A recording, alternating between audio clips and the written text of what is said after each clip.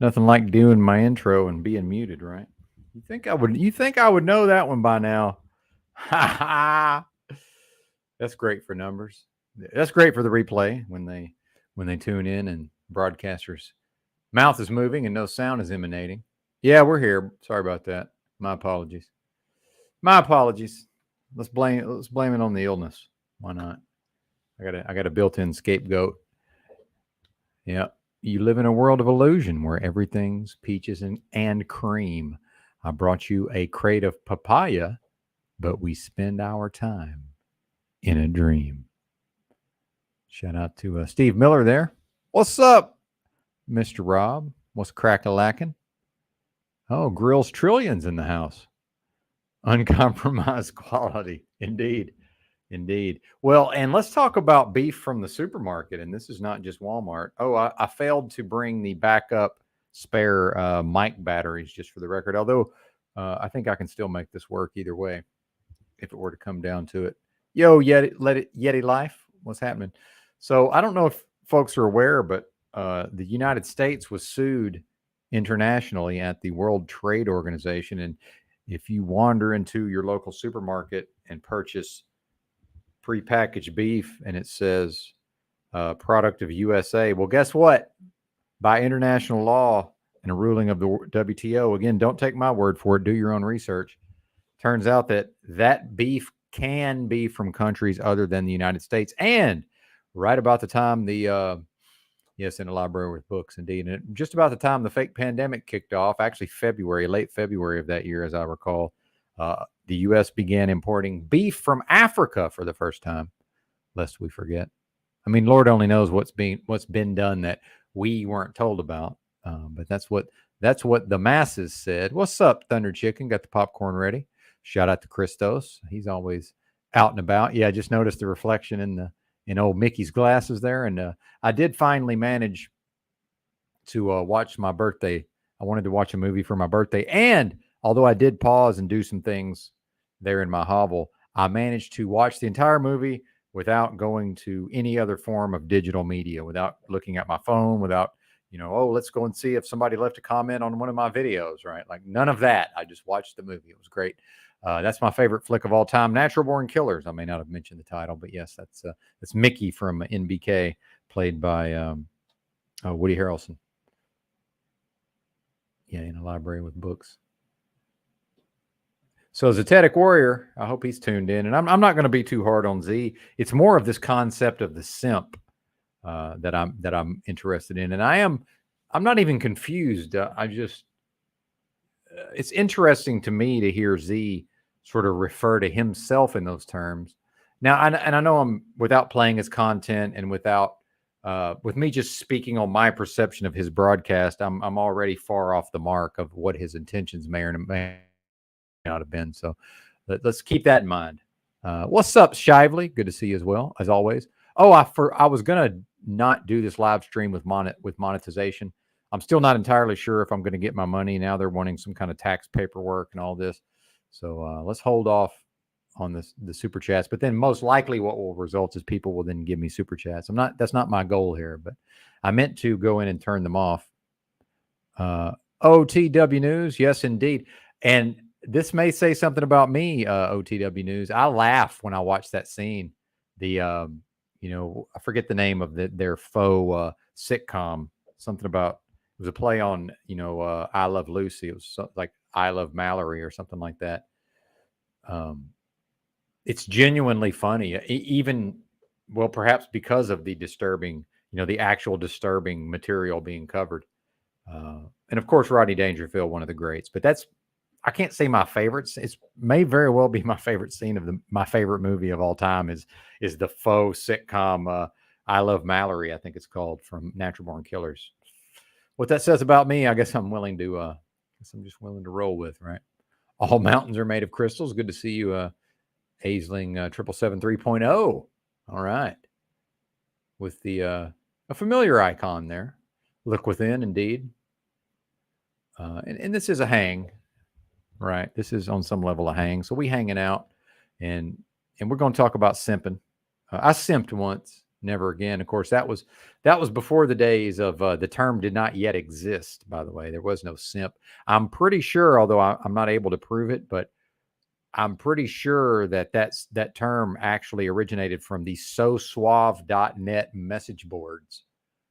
Maybe I'll put that on screen at some point. And I was an active member, and I remember the most generally what might be referred to as a simp nowadays, although that is does seem to be tied in with this concept of an incel, which also, my foray into these sort of topics predated, these terms. But AFC was kind of that was the earlier version of simp in the literature of trying to pick up broads, right? As ridiculous as that may be, you know, uh, males working together and trying to teach each other how to cope with these psychologically, with these women who are, there's always some level of psychological warfare being played, whether the lady acknowledges it or not, right? Sympathy for those who simped. Yeah, I simped one time, and I disliked the reaction of the lady in question. Of course, I was about 18, might have at somehow managed to get into some nightclub where you could be there at 18, right? Um, this was when I was a freshman in college, and I did not like that feeling. Of course, I was under the influence of alcohol, but in retrospect, and I was used to women responding to me on some level. So, but I for temporarily behaved something like my bozo friends, and it did not feel good. And as far as I know, I have not engaged in such behavior since. So I would start with the simping. I would say, if Z, and again, I can't speak for Z. This is merely based on what I've heard of what he says. Right, I could be way off base already. So, um, you know, to behave in that way, the pathetic warrior is the only one who gets my sympathy. There you go, sympathetic warrior. So there has to be a simp inside, right? Simp inside, like that Intel inside. Well, I don't have a simp inside. So I can't be accused. Somebody can call me a simp. Somebody can they can think I'm behaving as a simp, but I can't ever embody that uh, because I refuse. Right? I won't. I won't go. Meanwhile, that's not within me to go there anyway. Right? So perhaps old Z's got a simp living inside of him, and I say evict the simp, sir. Evict the simp. Go deep inside. And this is not advice. This is what I would do, right? If and again, I can't relate to this because I can't imagine just waking up one day and I have now it's simp inside, right? I don't have no frame of reference. See, but if I did, I suspect I would go inside myself, right? And I am the observer watching this ridiculous, foolish being, that we refer to as Benton, right? I would go in there and detect all pieces and parts of simping, and I would evict them from the premises, and I would never allow them to return. Easier said than done, of course. Easier said than done. What does one accept in exchange? Well, being viewed as an asshole, right? Now, again, I know a lot of game, you know, but all my external game is dated game. So understand, I'm speaking from the old timey, I'm speaking from the old times of before uh, before people did all of these things through their phones and social media, right? So, but the inner game, you know, as far as I'm concerned, that always applies. And I've said it before, not that this gives me any credentials, but at a time when I was really immersed in this material and had, in fact, I had digested all of the written material available on the internet at one point. And I mean all of it. Um, that inner space, that inner game. I actually people used to send me money, and I would either record an MP3 and email it to them, or I would just talk to them on the phone. And here's a lot of the inner game stuff is, just as an example. So who the type of person who would finally become so frustrated as to turn to somebody like yours truly back in the day. And there weren't all these YouTube creators. YouTube did not even exist in its present form. So there really was not a lot of places to go to.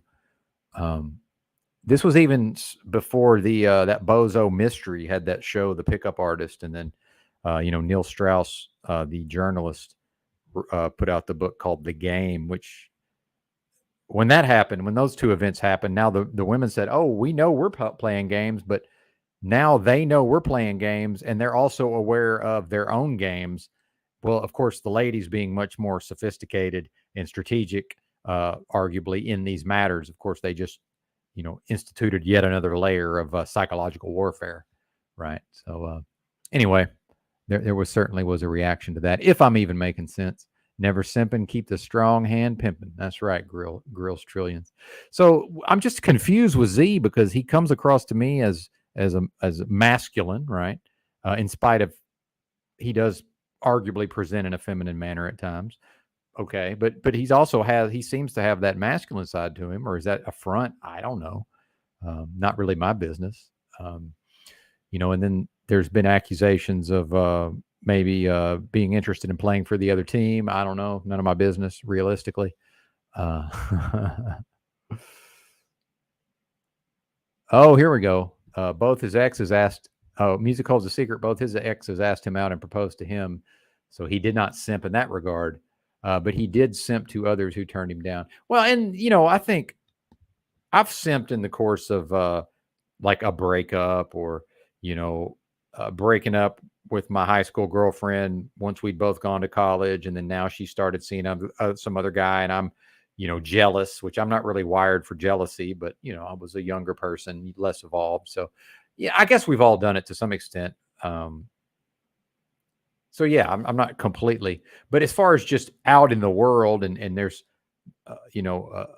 somebody's typing into a live chat and we're just, without proving otherwise, we're just taking its word for it that it's an attractive female, right? Or maybe there's some emailing going back and forth. I have no idea.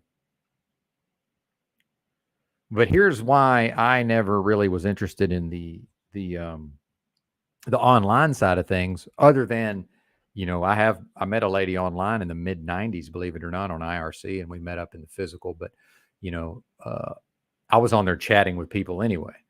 So other than maybe meeting someone online and then meeting them in person as soon as possible, and I think this is like I don't know that I originated this concept, but it's not. I can't text my penis into her vagina, right? And that's the goal, by the way, folks. Now here's rule. I would say here's where to start if a person has a simp inside of them. The main reason, effectively the only reason as a male that the male desires the female is to insert penis and then ejaculate the sperm into the canal in an effort to fertilize the egg. That's the entire reason. Now we can say, oh, it's safe sex. She's got her tubes tied. She's on the pill. Your body don't know that. Your biology don't know that. Meanwhile, unless raise your hand if you're a test tube baby. Not, effectively 100% of everybody got here because a man had desire for a female, went in there, did his business, and then conception. But and it seems so basic. But here in 2023, people almost seem surprised when that's the result of a coitus. When coitus results in the woman becoming impregnated. So like, how did this happen? That's how lost humanity is in 2023. It's like people are beside themselves. How could you let this happen? Right. It's like, well, wait a minute. It's how I got here. Right. It's how pretty much all of us got here, as far as I can tell. But now it's just considered bizarre and unusual to knock a chick up. Like, what even is this? Well, and then I will challenge you a little bit, OTW. The human brain cannot process negation. And so what I mean by that is I can't act on a negative. It's actually impossible to not be a bitch, meaning it has to be changed to the positive form in order to be acted upon. And I think that's where people who maybe fall into simp territory, it's not avoiding the negative aspects ain't going to work. It's embodying the positive aspects, or assertive or masculine, meaning those things that can actually be accomplished.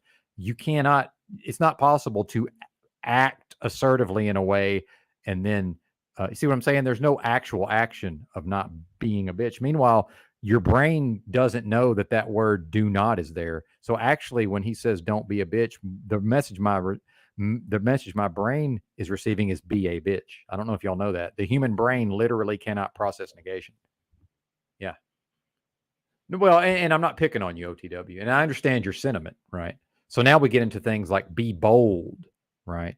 So it's like, okay, if I examine what would be considered a bitch in a male or masculine context, remember, I'm not saying man, because once a male reaches the status of man, a lot of this stuff no longer applies. Although many males who are technically men, and again, a man's a man based on his actions. A woman's a woman because she got the parts. That's the primary difference between a male and a female as far as our interactions in society.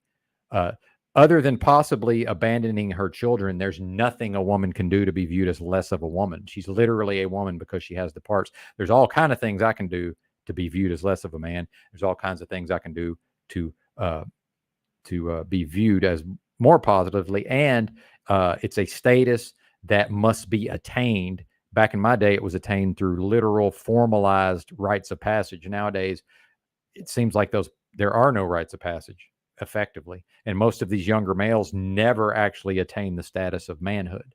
It's a status, right? And it must be demonstrated assertively, or it negates itself, right? So if I've achieved that status of man, I'm not ever going to be a bitch, except for occasionally maybe I will mistakenly behave in that way temporarily, but I ain't going to stay there. See, I was when I was having some problems with, maybe I wasn't making enough testosterone. I'm not prone to depressive episodes, but I went through some sort of depressive episode recently, and I started acting. There, some of my behaviors began to be a little bitch like. I will admit, but I'm not going to let it stick around. I'm not going to let it go in there and now I got a simp inside. That's not allowed, man. It's not possible. Got the parts without choice. There you go. I like that. I like that, OTW. So for a lot of people, for some males, that's going to take a lot of work to even get there, brother. See, that don't come easy, as we know. So for some fellas, that's gonna be all about them, and ain't gonna have nothing to do with ladies, right? And then so when I talked about number one, that and we've talked about women like to say, oh, men are dogs, and a lot of that is commentary on the male sex drive. Well, the reality is we have to have this sex drive in order to overcome how annoying women can be. Otherwise, they're that we humanity needs to keep replicating, right? There's a reason why the sex drive is that high. Okay. Now we see, of course, with the chemical attacks and the war on testosterone and all of this. Well, and then with the guys having all this access to porn, that's kind of changed. But if everything else is in order, right? If the male is making proper hormones and physically healthy, and even with my state of illness, I can tell my hormone levels are good to go. And well, and yeah, I don't want to get sidetracked on that, but that is a good point. Music holds a secret. Yeah, the talk is getting super hot. Are there beans being fiddled? I doubt it. Somehow I doubt that. Got the parts without choice. But then this is where I'm critical of males, because women are still women. That's the thing is, yeah, I can talk about a woman's a woman because she got the parts, but they're still women. They're still fulfilling their role to some extent. It's males that ain't men anymore. So if I'm going to, separate humanity into male and female, I'm more critical of the males overall.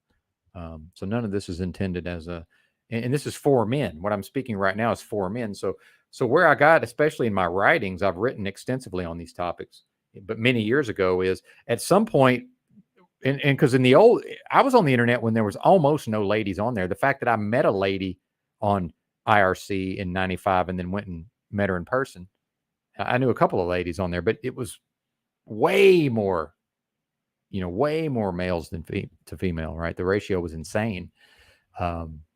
Shit, now I did forget what I was going to say. Give me a second. I got to get back to it. Well,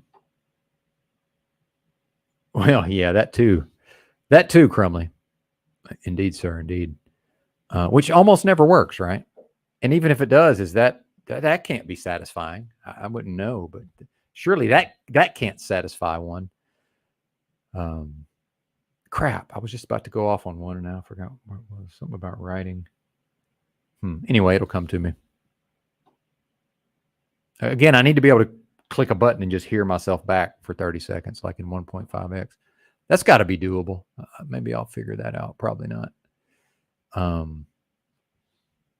It's just gone. It's blanks. It's in a blank mind now. Something about critical of women, more critical of men.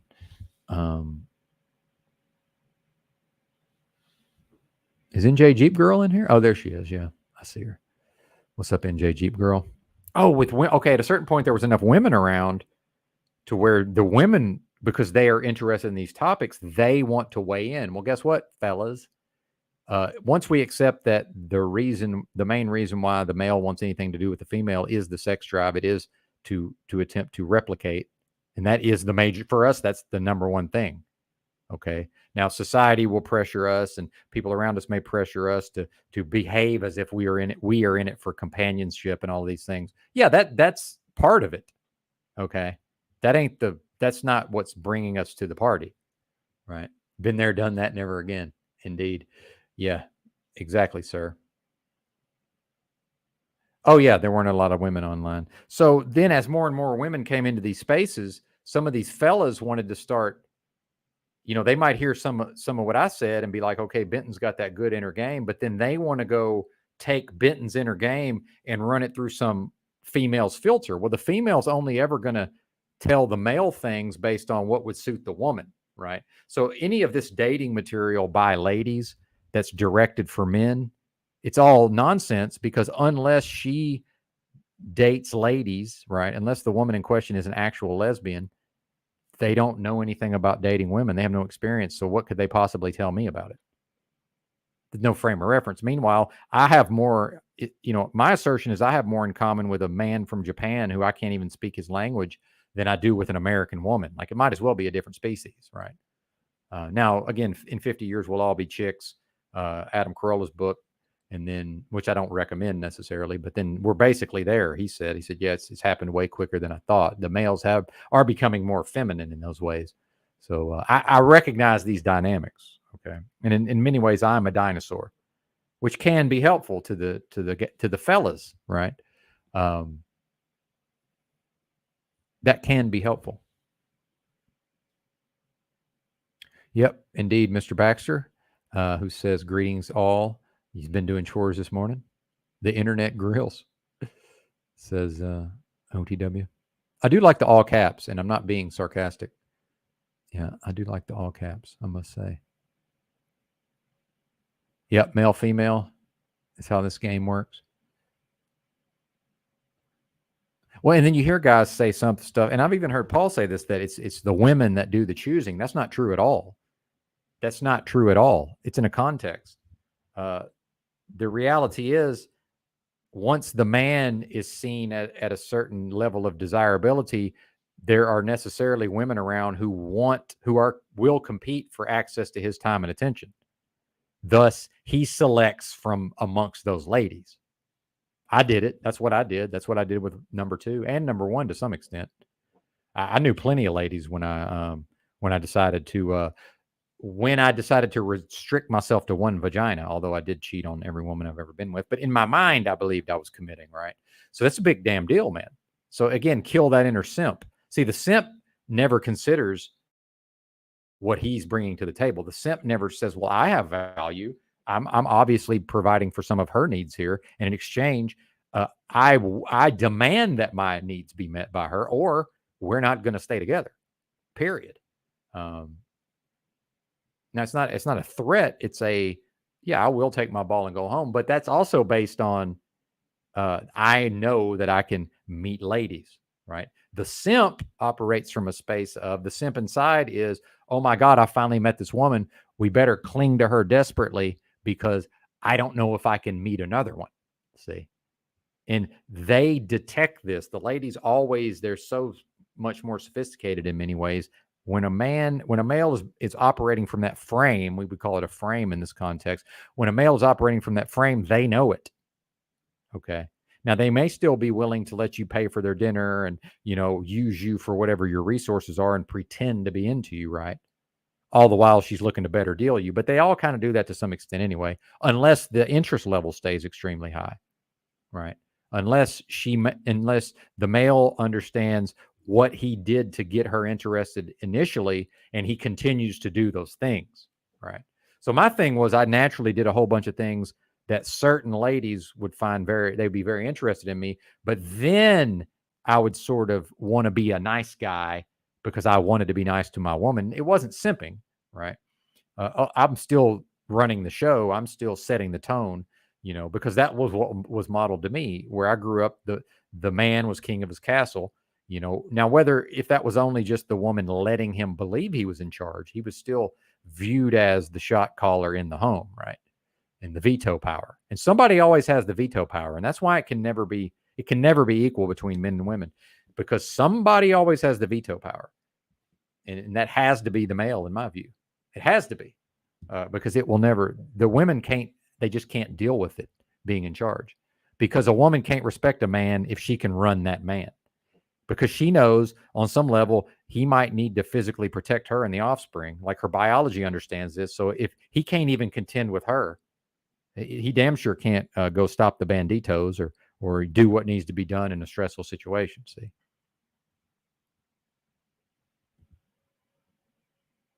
but it's all inner game. Z, it's all in you, and women and information. See, when a woman is interacting with you, it's like a poker game. She wants to, and they'll never admit to this. By the way, I'm saying this is how things are. And again, this is older. Some of this material is older, but the ladies will still operate based on this. I think we just have more of an evil overlay, right? Like, it's even more of they've gone even more into, behaving, mimicking stereotypical male sexual behavior, right? The conquests and getting the numbers up high and all of these things. That wasn't so much of a thing back in my day, right? Yeah, there you go. Uh-oh.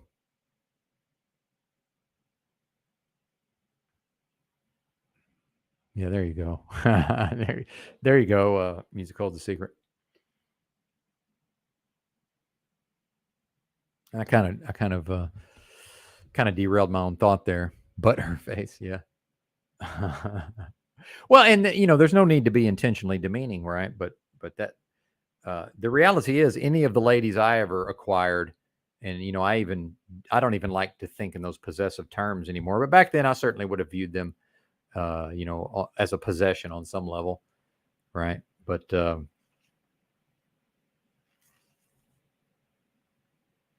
damn, dude, this the mentals, man. This is not good. We all have busy heads. Um, well, and that's another thing. Ladies, they know they're not shit on some level. But again, in the social media age, I haven't dealt with any of them in the social media age. So while they're out here presenting, maybe a lot of the ladies are presenting some false image on social media, as many folks are. Deep down, they know they ain't shit, right? They know they're not shit on some level. They all know that, which is why it can be confusing for some of these ladies when a man is overly nice and accommodating, especially right off the bat. It's incongruous, because she's like, well, wait a minute, I haven't done anything to earn this behavior. Like, why is he? What's going on here? Well, oh, what's he want? What's his agenda? See, well, these people are not stupid, man. The ladies are not dumb. What is this? A skyjack? What the fuck is going on here? Changing the lights, maybe. I guess that's good union work in certain areas, certain parts of the country, from what I understand. Nice guys finish last. Well, this is what I'm saying is, and in fact, I had so much of this drilled in my brain, and I have polite. I'm polite. I have manners, right? I know how to talk to people. But so sometimes, especially a lady, they would just meet me and they might refer to me as, oh, he's nice, or he's a nice. And I'm immediately like, oh no, I'm a fucking horrible asshole. You ain't putting that nice guy label on me. No, sir. So back to the nice guy thing. So some of these guys who are actually paying money just for me to talk, they should have the inner game, but since they haven't developed that inner game, they'll just listen to me talk the inner game. So I know these guys' experiences. They're younger guys with they got high incomes. Back then, they were in the process of purchasing a home, so they had a mortgage, they had a nice car, they had everything, right? They had everything they need except the broad, right? But then at some point, the guy's in line at the store and waiting to check out, and up there is a a decently attractive young female who's with like an alcoholic, abusive looking guy, piece of garbage, and a wife beater. Okay. And then, since the nice guy's never really considered what's going on in these dynamics, he's just like, he blames the women for this. He's like, what's wrong with these women? Because here I am, I got a house, I make six figures, and this bozo doesn't even look like he has a job, right? Well, here's what I would tell those guys. I said, no, no, no, no, no. You can't blame the ladies for this. I said, it's your fault, Padna, because she would rather be with you, man. But you're not an option. Why? Because you're a nice guy. Because you're putting her on a pedestal. And again, this is old terminology, but the guy, he's glorifying her solely based on her physical attractiveness, because he doesn't know her, right? He doesn't know who this person is, but he's glorifying her so much based on her physical attractiveness, right? Meanwhile, the alcoholic abuser and the wife beater, he knows she ain't shit on some level, right? And he's treating her accordingly. Meanwhile, here's a real key point. A lot of these women out here, they require a minimum level of abuse. And I don't care how that sounds. I'm not concerned with how that sounds. Hey, it's the Synthetic Warrior. Lord knows we got to let him up. What's up, Z? Good to see you, brother. Hey, yo. What's up, Benton? Chilling. I hope you don't feel attacked, but if you do, it's okay, because I'd like to do it. Look, I saw my name in the title. I said, look, I got a little bit of time, not too much time, but some time. And I don't know. I don't even know what your approach is. It looks like you went on earlier before 11, so I don't know where we're going to go with this. But hey, man, simping's obviously a hot topic on my channel. Even the name, like simp, it's funny to me because it could mean so many things and it's interpreted so many ways. But let's go with it, Benton. Fuck it, right? Well, yeah, and where I started on simp was that I remember I was discussing this material with people on the internet before the term was coined, and I'm pretty sure it originated on a message board called soswab.net, which is still around. And I was on that message board at the time. I'm pretty sure that's where the term came from. That's funny. To my knowledge, it's an acronym, actually. Mm-hmm. It stands for somebody impressed with mediocre someone impressed with mediocre pussy. Is that your understanding too? Or I think that was added later because that was not the connotation at the time.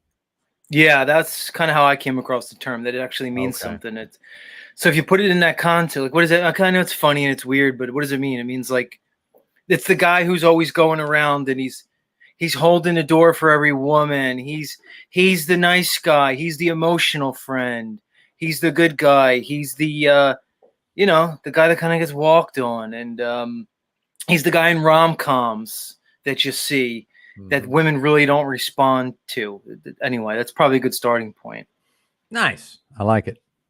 So, and please correct me if I'm wrong. It seems like you identify with this concept on some level, but I could be wrong. I have no way of knowing.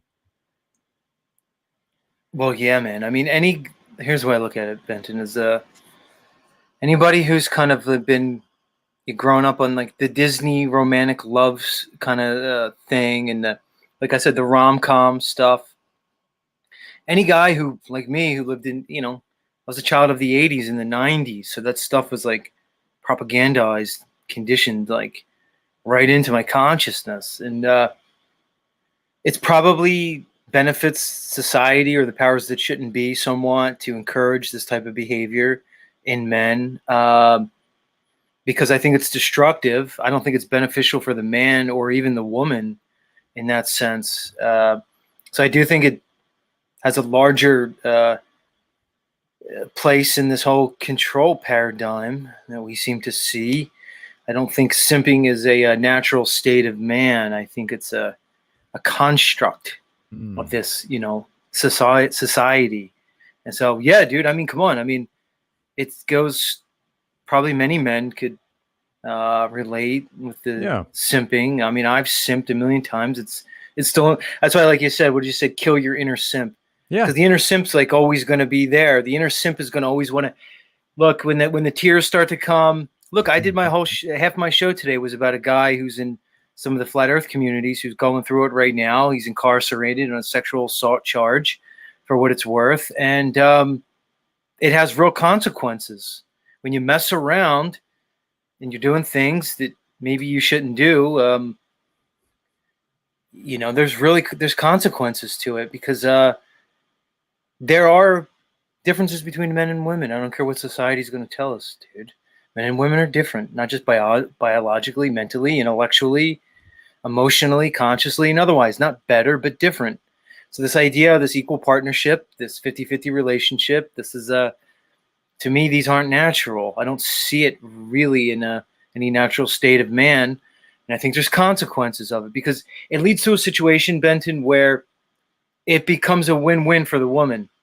The classic double standard. When it benefits the woman to be I'm the damsel in distress, the poor me lady, it seems like they'll play that card. When it benefits them to be the, hey, boss bitch, empowered woman, equal 50-50, they'll play that card too. And I think it's kind of a no-win situation for men. So, Well, collectively, I'm sure it is, but those aren't men; those are males. See, men don't behave this way. So, man's a status. So, I refer to them as males because a man ain't a man got a woman for a boss. And if he's not in charge of the relationship, she's in charge. I don't care what anybody says. And if she's in charge of him, he's not a man. It's a period, end of story. It's literally that simple. Again, if I had a simp inside of me, I wouldn't be able to think that way. But because there's no right. simp in there, these are truths. That all of that is true. I can't, in a leadership context in a relationship, and I'm the provider and the protector on some level. Although that's, in an inverted world, that's not even the case necessarily these days. But she's lesser than me in those regards. Now, it doesn't mean that she doesn't have her own skill set and her own strengths.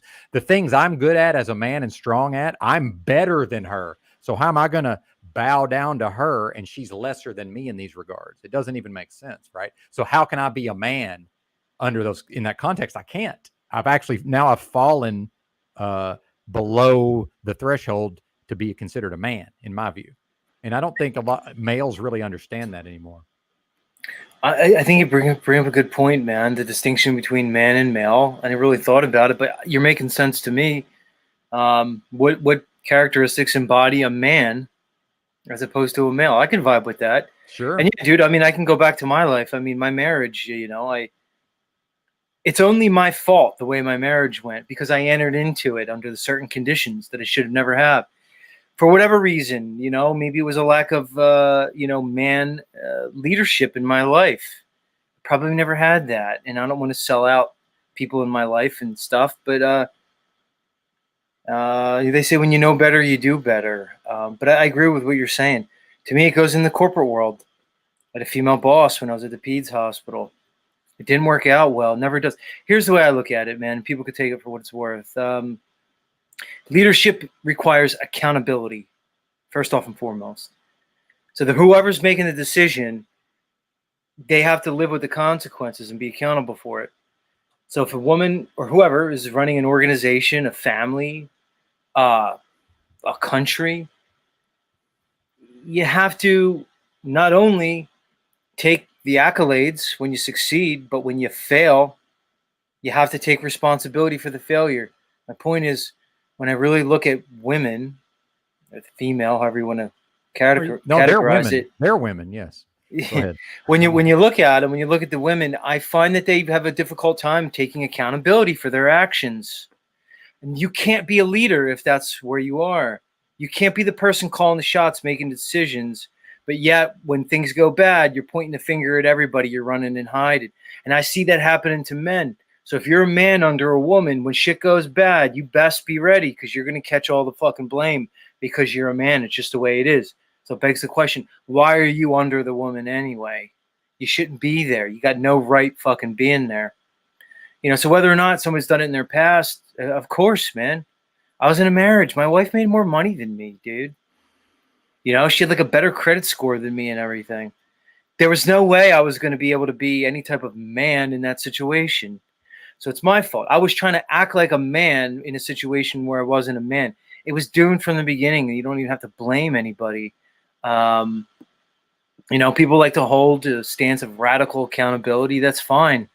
We can't go back in the future. I wasn't there when my mind was being programmed with Disney movies. And like I said, rom-com. Dude, look at Pretty Woman, dude. They take Richard Gere's a rich guy. He falls in love with a street whore. And then she becomes it's the ultimate example of the pussy on the pedestal thing. It's a complete fantasy. And I think I heard a little bit what you were saying before. I don't think men should ever take advice from women in terms of like relationship advice. And I fell into that too. I'd ask women about my relationships. They're not in a position, guys, to tell you about your relationship. They can't That's be. 100%. Yeah. And so I think it's interesting you brought up the movies. So before, and the way I view the rom-com thing is especially like these teenage movies. Like there was one Heath Ledger was in, like 10 Things I Hate About You, I think it was. But in these movies, Heath Ledger, the attractive protagonist, if he jumps through all the hoops and does everything right, maybe the attractive woman will give him the time of day. Meanwhile, go back to Caddyshack 1980.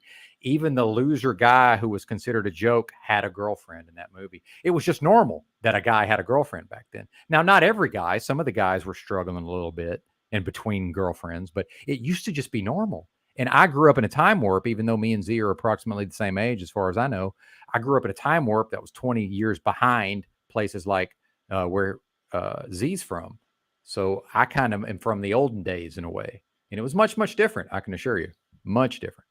Well, it's funny you say that, man. It's almost like this new social media, these dating apps and all, Instagram, have kind of highlighted a fundamental aspect of humanity that a lot of people want to ignore. Is it possible, like you said, the nerd from the Caddyshack had the woman, but is that natural, Benton? Because I would argue that that monogamous one-on-one relationship was propagandized through movies like Caddyshack. Because what do we really see now that everything's opened up? I talked about this a little bit today on my show. You see a top percentage of men, whether it's 10%, 20%, call it, 20 out of 100, 2 out of 10, seem to be having all the physical relationships with the vast majority of the women, which probably is more of a natural, a natural state of humanity. Is that you kind of have the guys on the top, the so-called alphas for what it's worth, and they seem to be able to have the sexual pick of the ladies. So I'm just wondering if that concept of the monogamy, the marriage, is less of a natural state of man and more of like let's call it a construct. I mean, whether it was through religion or through movies. I view religion, Benton, like the Christian Bible, a lot of it. No offense to a lot of you people. To me, that was just early propaganda. Who says that's truth? This man and woman thing. So I think maybe they were trying to condition us for these one-on-one relationships for whatever point. And now we kind of see what it looks like a little bit more. The women seem to sexually respond to certain characteristics in men. But here's the thing, Benton, what you say about a man versus a male. It begs the question, are these characteristics of men genetic? Are they innate in certain men and not others, like we might find in the animal kingdom? Or is it something about maybe what a Paul enslaved would argue, more about your beingness, your moral integrity, your values? Is that what makes a man? Because I could argue, Benton, that these things are just purely genetic, or at least strongly genetic. And then it begs the question about humanity and our understanding of it. Well, and you did mention epigenetics as well, right? In that. Just genetics. I mean, we can talk about epigenetics. Well, I'm versed in that. Yeah. So what you said about the leadership and the behavior, I would also tie that in with epigenetics, where that DNA potentially could be unlocked, and thus the man actually then has those genetics. But it's arguable. But this book on the screen, this is the book, one of the main books that really purports to have the answers as far as you saying the majority of women, mating with a small number of men. This book, Sperm Wars by Robin Baker, I've read it a couple of times, and I don't really recommend anything in particular, but it does speak on those topics. So, when we look at a lady and what's her biological imperative as far as sexually, it seems to be to replicate and to have an offspring. Basically, it's to have a male child that can spread the genetics as far as possible.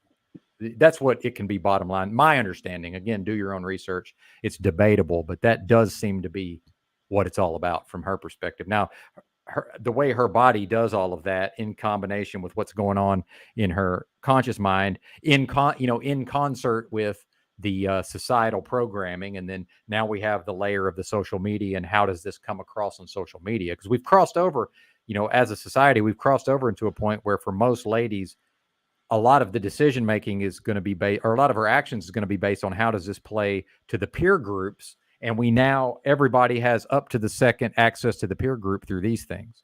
And for ladies, now males are becoming this way, but for ladies, I would assert that the peer group dynamics have way more to do with what she's got going on, if that makes sense. Versus now we're susceptible to that as well, but I would say if a man's making enough testosterone and is strong-minded, we at least have a chance of existing outside of that. Whereas ladies, for the most part, just are unable to sort of stand us apart. I want to address go ahead. Your friend Chalk Body Outline.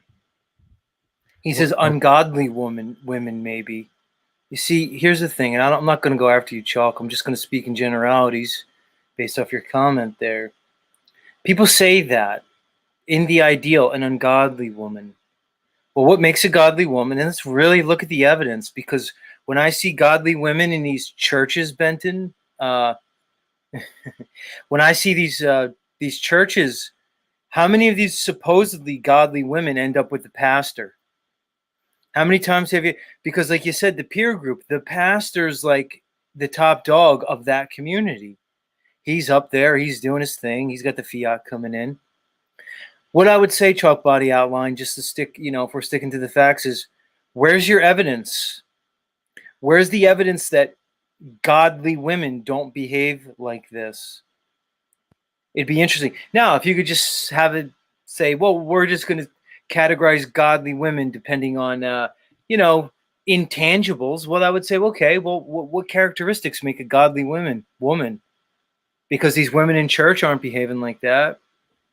They still evidence the same behaviors as women at large. I wouldn't make the distinction. And then again, it begs the question, what is a godly woman? I think we'd like to think that. I think it's comfortable to think that if we're godly and the woman's godly and we're in a godly marriage sanctioned by the hashtag churchianity Christian church, well, then, yeah, godly women don't do it. I don't see that. That's not, to me, that doesn't bear out in reality. And I'd ask for the evidence to that, because what I see is women behaving in a manner that fits their nature. Tends to be what's called hypergamous in a sense. Look, a lot of women, they'll end up with a nice guy, the so-called bait is Benton. That's what this book's about, but go ahead. Just go ahead. Keep going. But what specifically? What is it about specifically? Exactly what you're about to address is in that book. Yeah. Right. I just want to put that out there. But yeah. Go ahead. Sorry. Because what I see is women going after the characteristics in men that, again, probably promote survival, certain traits that promote the propagation of their genetics. Now, here's the thing. People will point to certain circumstances. Oh, well, look at this guy. This nice guy made it. Here's the thing. Benton, when you talk about a 40-year-old woman or a 45-year-old woman who already has 2 kids and 2 marriages, yes, maybe then she'll be the godly woman. But Benton, we're talking about women in their sexual prime. Let's get real here. When you take away these supposed advancements in medical science, where you could freeze your eggs, freeze embryos, you could take the hormones, you could prolong the thing, you could have more high risk later birthing in women, that's one thing. But when you look at actual men and women in the state of nature, women have a window of sexual productivity that's small. A woman in her sexual prime follows these characteristics, the more hypergamous characteristics, where they're going to go for the bigger, better deal. Don't point to the 40-year-old. I don't want to hear it. Point to the 22-year-old who's actually sexually primed to reproduce. It's the classic thing. They go for the bad boys. Why do they go for the bad boys? by nature. That's why. Here's I'll land it No, on this, no, no. Benton. Because the biological imperative is to produce a son that has the chance of spreading the genes the farthest. That's why she goes with the bad boy. You just took what I was going to say, exactly. Because the bad boys throughout the history of man, before we have this societal construct, the bad boy characteristics led directly to prosperity. Bigger, stronger, faster. Now, what happens now with those guys, Benton? They're made into criminals, they're put into jails, and you got the Hey. fucking. So, go ahead. Revenge of the Nerds. It's literally become Revenge of the Nerds. That movie, there's a lot of truth drops in that movie, and I don't even like that. But if we recall, it was the jocks versus the nerds, but really it was a war of testosterone. And the nerds, the way they're portrayed in the movie, they seem kind of meek and socially awkward, but the top dog nerds had just as much testosterone as the top dog jocks. And it's actually a battle in a different arena. And what we've seen is that what you're addressing historically with more of the physical and being able to kick ass, and like Woody Guthrie, if you know about that guy, he wrote a book where his dad was a big deal in the oil business in Oklahoma, which back then had to do with his ability to win fist fights when there was a business dispute. And his dad just happened to be good at fist fight. I'm not even kidding. It's in his book. So transition to the movie, the Revenge of the Nerds. And now what we see is how do people want to get rich now? At the highest levels, they just want to try to have a startup or fund a company, sell out, and then get $100 million, and now go into angel investing, and now just fund a bunch of startups and finally hit a home run, and now they're a billionaire. See, that is the revenge of the nerds, in my view. And I just wanted to add that. I really wasn't trying to derail your point there, but No, man. I mean, it's a good point. It's that. I guess the point I was trying to make is that the characteristics that dictated a successful male in whatever his community was have changed. Now, whether or not that's engineered, I would argue yes. I think it's social engineering, but it doesn't mean I'm right. So the characteristics for success have changed within this culture, which leads to it's the alpha fucks beta bucks. So the women are still going to be attracted to their biology. They're going to be attracted to Chad and Tyrone and these guys. Yes. And they're not, right? They're knocking the women up. And then the beta boy comes along. And the simp can't handle that. Even if he gets a woman, he can't deal with the fact that she might get wet because Tyrone came around. She don't have no control over that, by the way. She doesn't control that. If all of a sudden there's some moistness down there because Tyrone's around. Now I taught myself to be okay with that. A simp can't be okay with that. He loses his fucking mind. Good point, man. Kill that part. Find where that is and kill it. Now, again, this is not advice. I'm saying if a person wants the simp to die, now am I willing to be okay with, oh, she's attracted to other guys? Oh, can I interface with her non-judgmentally, where not only do I know this is happening, she'll actually tell me about it so that I can counteract these guys who are trying to get my woman. Because if you got a nice piece of arm candy who's charming, especially one like I used to have that would just talk to people if they talk to her, there's always guys trying to get her. So how are they going to try that? They're going to try that by undermining me. They're going to try to find out what they can find out about me and then try to poison her mind against me. Well, I need her to come home from the end of her shift and tell me what happened. So then I can be like, okay, I understand. But I have to non-judgmentally accept that her for who she is. Otherwise, she'll never tell me anything. If I'm judgmental one time in those areas, she'll never tell me anything about that ever again. If that makes sense. So, how much discomfort am I willing to put up with? Yeah. How much discomfort am I willing to put up so that I can, be diabolical enough to actually have what ended up being a 10-year relationship? And so you mentioned the 40-year-olds and the 45-year-olds. Well, God forbid I get in another relationship, but I would not consider a woman older than 35 because based on the pattern, I went like 3.5 years, 7 years, 10 years. The next one's probably going to be around 15. Once they hit menopause, I have no interest whatsoever. No, I have no interest in being with a menopausal woman. But that's me. See, I know what I want. It's my job to get what I want.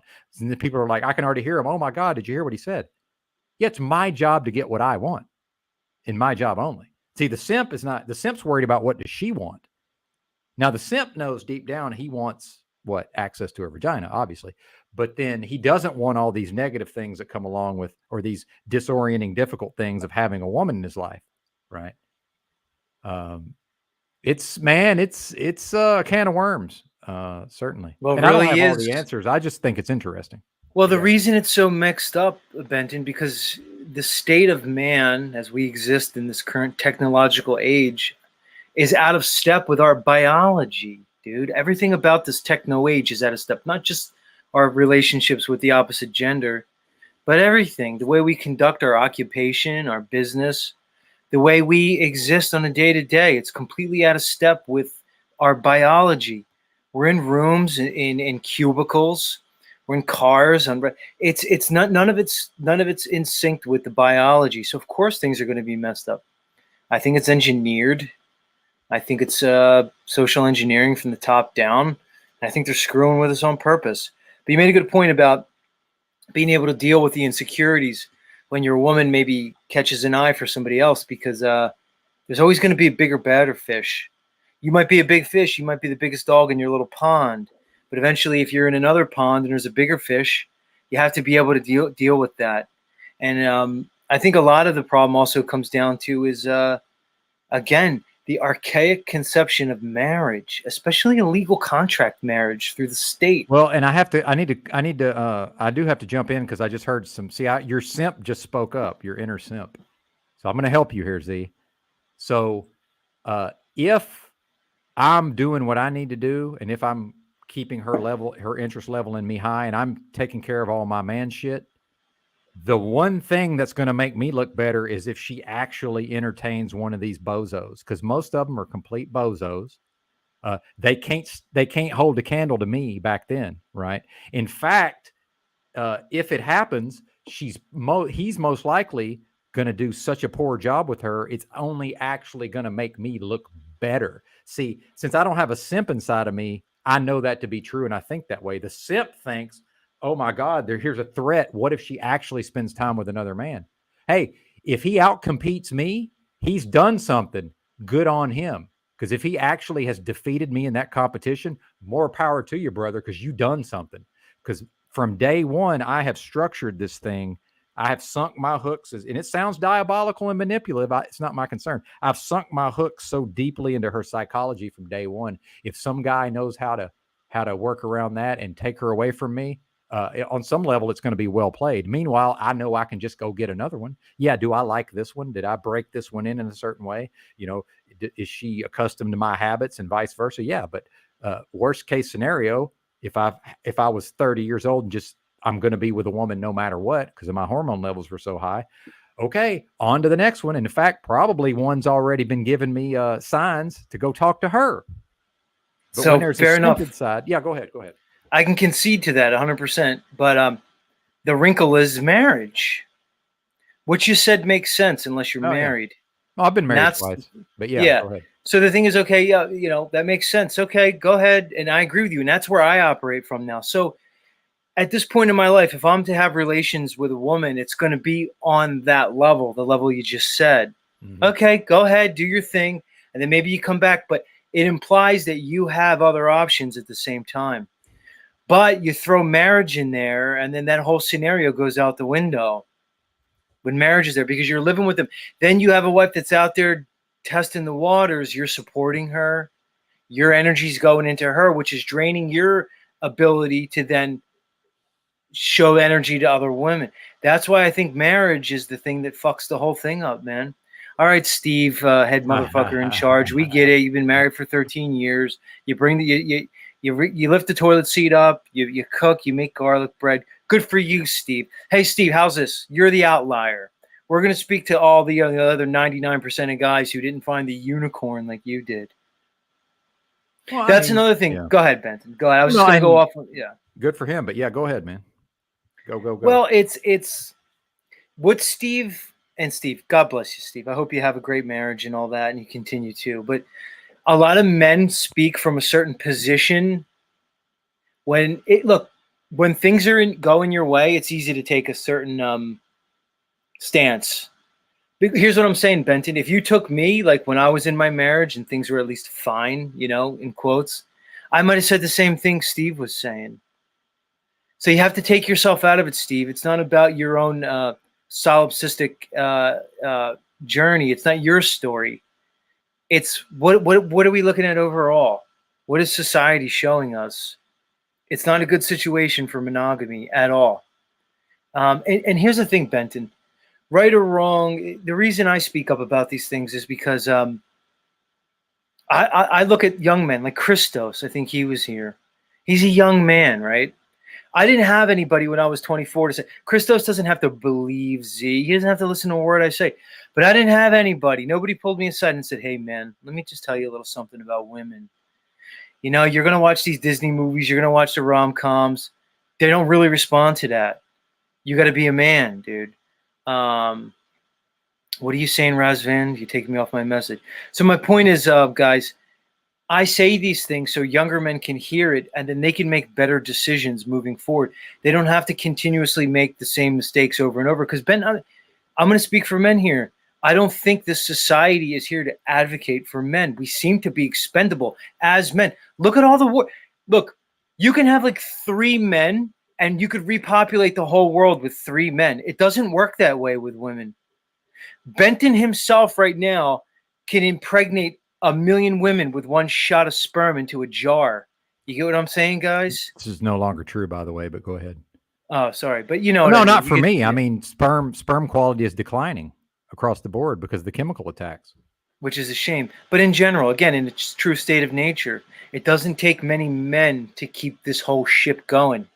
But you need the women. They can only have a kid every year, basically, and then it's all the energy that goes into rearing the child and siring the child. It's not like that. Here's the thing, Benton, we may just have to face this reality, and this is why I talk about it. We are expendable biologically. You really don't matter, guy. Unless you matter to yourself, you don't fucking matter to everybody. What's Razvan saying? Hold on. Zetetic Warrior outsmarted you, Benton. He's right. That works unless you married. Well, Razvan weighing in. But remember, most of this doesn't apply to Benton. So, yeah, I've done things in the context of a marriage that would pretty much seem impossible for most people. So, I'm kind of on another level with respect to what I've accomplished in the past. But to me, it's like things I used to find important that it was just me glorifying my own ego, my own sense of self. So, the current evolved version of Benton looks back on the older Benton and is like, what was he even doing, right? So let's go here, Ben. You know, I always talk about my feelings and, you know, men going down on women and that whole thing. Do you care to weigh in, or are you going to keep that one close to your chest? Oh, we've talked about that. You've just forgotten. Yeah, I don't recall. It's other than the very early encounters, it's been literally every time. I don't ever not do that. Yes.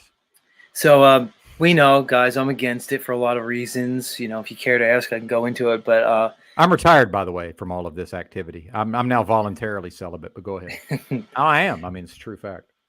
Well, you could be. Look at our friend Troubling Tribune, who I dedicated my last 2 shows to. He had a dalliance outside of his marriage. It didn't go well. He has now. He's being charged with. I looked it up. Hold on, for people. There was some research done after the show, and then we'll get back to it. Sexual battery with threat of force. He spent 2 days in jail and then was released with a no contact order, and he violated the no contact. So anyway, that's where I am so far. And we checked the inmate profile of the Polk County Sheriff's Office. So this is where we are on that topic. But anyway, where was I? Oh, about you know, going down on these women.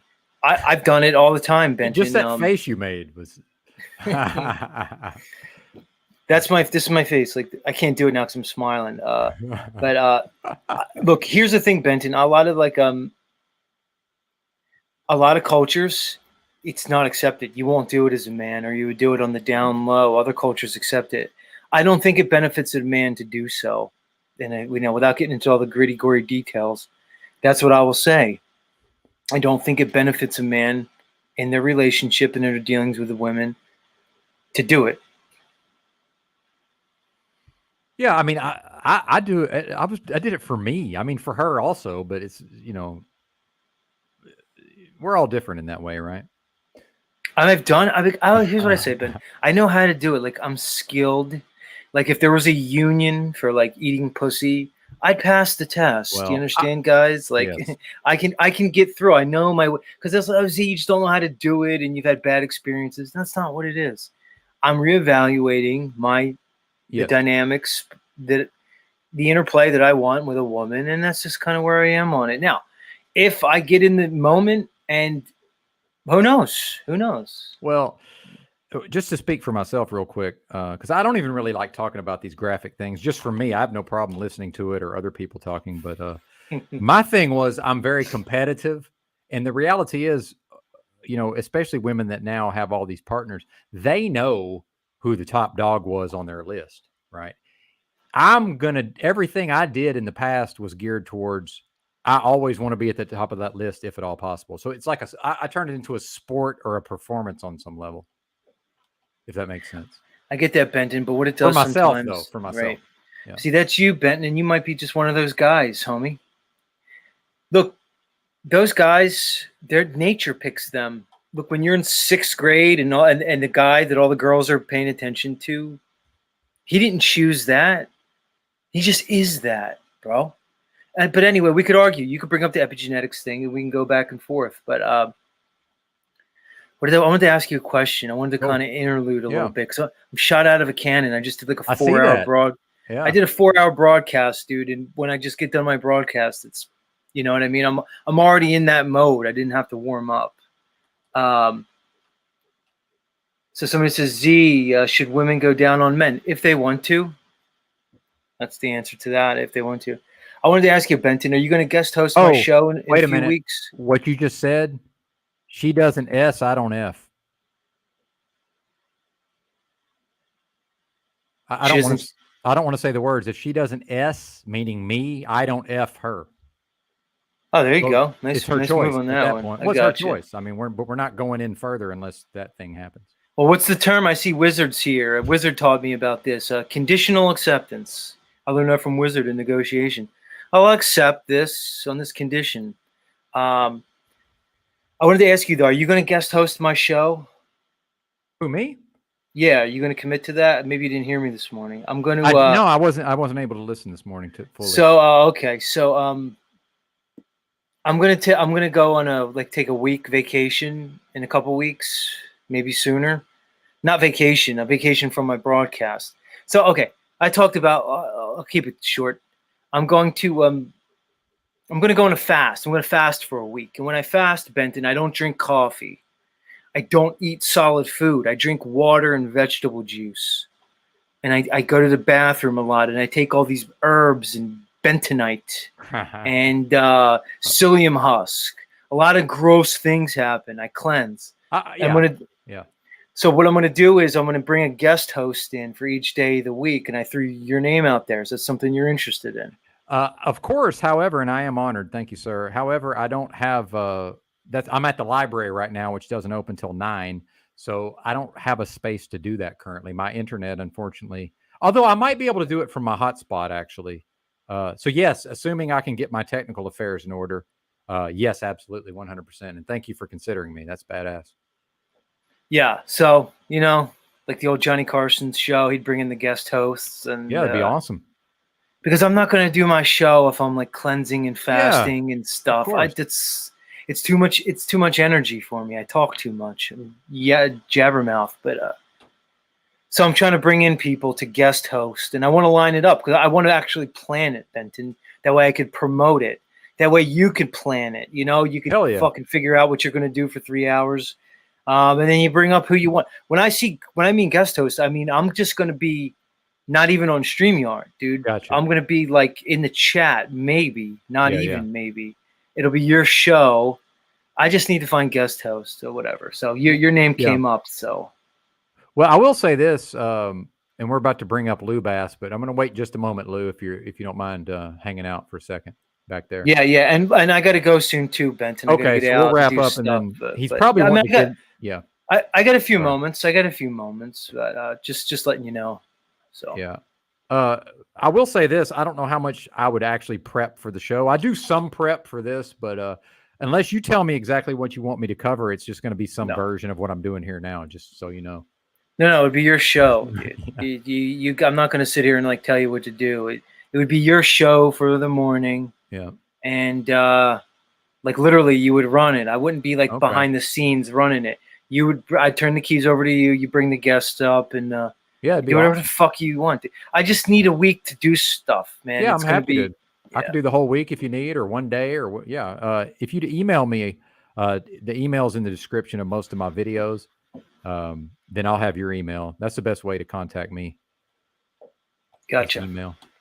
And if you do, Cool. you can do a burner email. I don't care. It doesn't matter to me. So No, it doesn't bother me, dude. cool, Whatever. man. If we're good, then I'll let you get out of here. And let's bring up Lou. He might want to say something to you real quick. Lou, you're on. Hello. Sorry. How you doing? Can you hear me okay? Yes. Okay. Well, No, I was just going to say, I mean, it's, and don't think I'm not beyond simping, because we all are to some degree at some point in our life. And I have. And if I have to look at myself, you see, I planted this big garden. I don't know if you could see it, but 3/4 of it is flowers. And if I really have to be honest with myself, there's two things happening there, because I don't have a huge interest in flowers. But on some level, I'm either trying to control the situation with my daughter, partly, and partly to simp in a way, right? I mean, obviously, my daughter's not interest in my life in terms of that way, but it is that instinct to simp a little, right? So someone leaves, you do something to try and lure them back. That's kind of simping, right? Even if it's for a woman that's not your partner per se, right? Maybe, just women Lou, in general. We have a tendency to do that sometimes. Sorry, I don't want to step on you, Lou. I am going to jump out. I love you, Lou. Love you, Benton. We'll talk. No, go ahead. Much love, everybody. Much love. Peace. Later, Z. Fuck, you guys are breaking up. I don't even know if you heard me. Sorry. Yeah, I heard you. I heard you, brother. What? Yeah, so other than that, I think the only option we have is to choose to be the alpha, right? We can't, fuck, let me step inside, man. I can't trust this internet. We have to choose to be the alpha. And like I said, I did a message in the comments there. Even if you're ugly, a woman might pick you just based on your ability to accumulate resources, right? Now, you might say, well, she doesn't really love you. She loves what you have. That may be true, but there also may be that part of it where she says, this guy can provide for me. This is attractive to women. It's part of their nature, right? A woman had to pick a man based on how. Hey, you're breaking up a little bit there, Lou. Fucking phone call. A woman has to pick a man on some level on how he can protect and provide for her. And there's nothing wrong with that in my view, right? Now, she may also want to try to become inseminated by someone who's not so ugly. Now there comes in your ability to stand as the alpha. It's like you said, Benton. If that's what she feels, right? If that's how she feels, that, you know, that someone else has something better than you, well, then she needs to stand on that, and you need to let her stand on that, right? I don't know if I'm explaining myself right, but all right, can you hear me at all? Yeah, I'm listening, Lou. Oh, okay. Sorry, I just didn't know what. I never can trust whether people are hearing me or that shit. So yeah, like even in my own situation, right? My wife, my ex-wife, is a good woman today. But when we went through what we went through, and she did what she did, just based on the person she picked, gave me an idea of who she was.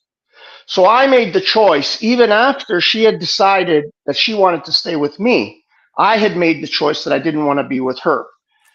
And not because she did what she did, but the maintenance of the lie, the lifting of the lie, the justification of the lie, the excuses for the actions. That's what made me decide I didn't want this woman in my life. Not so much what she did. And I think everybody knows what she did, right? My daughter let it all out. So, yeah, Well, that's it. well, I appreciate you sharing, Lou. It seemed like you had a lot on your mind there. Yeah, sorry if I went too long. No, you're good, man. You know I me, don't I have like to. I don't have a lot to add to any of that necessarily, but what's up? What's on the agenda today, Lou? Yeah. Oh, just same old shit. I'm actually cutting down right now a whole shitload of flowers, all these flowers that I planted that my daughter doesn't want to come and pick for her wedding business. I've been picking them and putting them out on the road, right, to sell them. And I've been making like a shit ton of money. Damn. Like people clean them out. Every time I put them out, people buy them. Hell yeah, dude. So I'm That's just awesome. picking a shit. Yeah, I made a little stand out front. I've always wanted to do this. And I figure since I'm selling now, I better do it. At least I could say that I did it. So I've always wanted to make a little stand out front. Flowers were not my main interest in selling. It was vegetables and firewood and, you know, stuff like that, which I sold a ton of firewood too. But just that I say that I did it before I leave here. So it's been fun, and it's amazing what people will buy. Like I put tons of flowers out there, and they just disappear, and then the cash is in the box. Sometimes more cash than I should have been there. Nice. So that's the agenda generally. Yeah, you seem to always be in motion, which I certainly respect and appreciate. Well, not as much as I would like to be. Sometimes I waste a little too much time on this metaverse. But, like my mornings, just generally, I'll spend more time than I should online. And then I'll just listen to it throughout the day with these stupid earpods that sometimes work, sometimes don't, but generally they work. And I just listen. And when I can add, if I feel like adding, I'll type it in. And when I can't, I'll just keep moving. Yeah, I always like to see you in the comments, Lou. That's it's a sign of something. Certainly, I enjoy your contributions very much. Well, I appreciate that, Benton, and I enjoy your show too, very much. Right on, bro. I enjoy your balanced, balanced level perspectives on things. Seems to me. Awesome. I will take that as a compliment. Yeah. I think we're gonna let you go if that's all right. I've want to cover a little bit more material before I get out of here, but appreciate you stopping by. Okay, brother. Yes. All right, man. We'll talk to you later. Peace. Yes, sir. Indeed. That was Lou. Yeah, hopefully Zetetic Warrior wants to email me. More Reverend Truther Benton. That's right. Oh man. What's with the eyebrows? You talking about mine? I do no grooming of the eyebrows or even the nose hair. Thank God the nose hair just seems to take care of itself. I haven't had to worry about the ear hair yet, but I guess that's if I live long enough, right? Maybe that'll happen. Yeah. Good to see you, Dow. I do that too. On my morning broadcast that I've been doing from my phone, I'm just like walking around out there, going nowhere. Yeah, high trust society where you can leave products out and have them paid for by honest customers is a realm I want to live and exist in. Indeed, sir. Indeed. Shout out to Z, by the way. He pumped the numbers up. We were doing okay. Just me talking about the ladies and the male female dynamic seemed to pump the numbers up to some extent. And as far as Drew talking about the godly woman stuff, I'm not here to go after Drew on the content of his opinion. I'm on some level, I'm happy that Drew is so strongly opinionated, and he's not wrong. I could certainly speak to that. I'm trying not to, just for the sake of the channel. I think we've done enough things involving those type of topics as far as God and such. Yeah, I didn't know. Does he have a Z mask? Yeah, whatever's prudent, man. But shout out to in a thought experiment. So yeah, if you're still listening, Z, although you're probably not, I'm assuming. But please send me an email, sir, so that I can email you in response. Yeah, walk and talk. That's right. Thank you, Special K. Good to see you. And thank you for the subscription. Yurt had a broadcast this morning I found to be interesting on several levels. So let's go into that.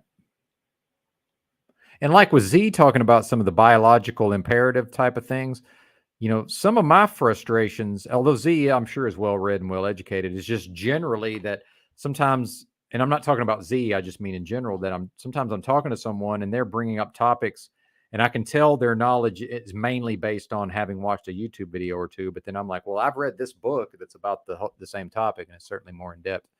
But I can tell he's certainly studied. Oh yeah. Oh yeah. Something was going on with Lou's eyebrows there. Yeah. Well, I'm glad you're here. Although, just fair warning, I do tend to run most of the broads off in mass from time to time. It's happened at least twice that I know of, but some of them always come back. So if someday you find yourself fleeing this place with another with a group of ladies, feel free to come back, you know, at some point in the future. But that's happened at least a couple of times and I can remember. So I don't hold a grudge, and if any of those ladies feel like returning to the channel, that's they'll certainly be welcome. But yeah, just know that from the outset, if you would. Yes, well, that's a different case entirely, Rob. Yeah, the free Svetlana. That's hard to say. The free Svetlana, especially with my ridiculous slack-jawed yokel presentment. Oh my God, these facial contortions. But yeah, Yurt, I thought, had an interesting broadcast. Although, to lighten the mood, let's go to a channel that every once in a while pops up in my feed, and let's promote the channel. And remember, I don't necessarily recommend anything, but certainly if you're into this type of content, which I am, depending on what mood I'm in, I could be into this kind of content. And well, I am. Yeah, certainly. And she had a really good video one time. This is at She Bangarang, Sarah Jane Bangarang. This is one of the people who frequents places like Slab City and, you know, travels around bebop and bohemian, you know, hippie-ish, you know, gutter punk style of dirty kid living. Although she's older, I think she's probably around 40. Not exactly sure, but one of the few places I never actually managed to hang out and experience in my travels is Mount Shasta in California, which is known for having a big scene. Hey, Notch, I'm going to bring you up in just a second. I'm going to promote this lady's channel real quick, and then we're going to talk to Nachiketa. Good to see you, sir. And this is a short video, so I haven't watched this yet, so I kind of just want to see what this is about, since the Mount Shasta showed up in my feed and caught my interest. Hey, yeah, I'm dirty. Gomez, you're not supposed to eat those tegras. Yeah, Rainbow Kids also. Rainbow Kids as well. Many different intersectional. Yeah, right? tegras. Many different groups. That's in Tegra's food. Gomez. Sneaking off like that.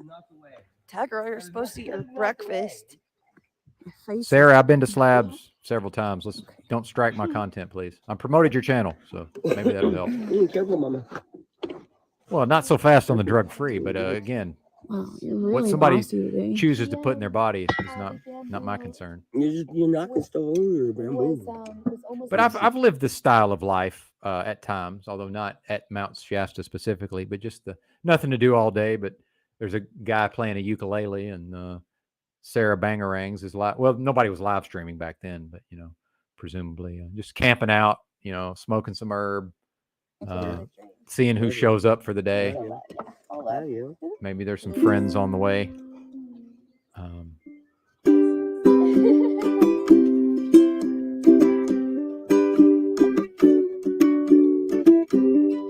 Everywhere we go, even the rains came down in my hollow, playing my new game, laughing and running, hey, hey. Skipping and jumping in the misty morning, walk with my heart. My heart will jump with you. Brown-eyed girl. My brown-eyed girl. When used to happen, Tuesdays in slow. I'm going down the old mile with my iPod Nano. Sitting in the sunlight, laughing, hot on the rainbow, all slipping inside, hey, on the waterfall with you, my brown-eyed girl. You're my brown-eyed girl. Do you remember when we used to say, na na na na na na na na na na na na. Sha na na na na na na na na na na na. Sha na na na na na na na na. It's only got 2 more minutes, B Warrior, but thanks for being here.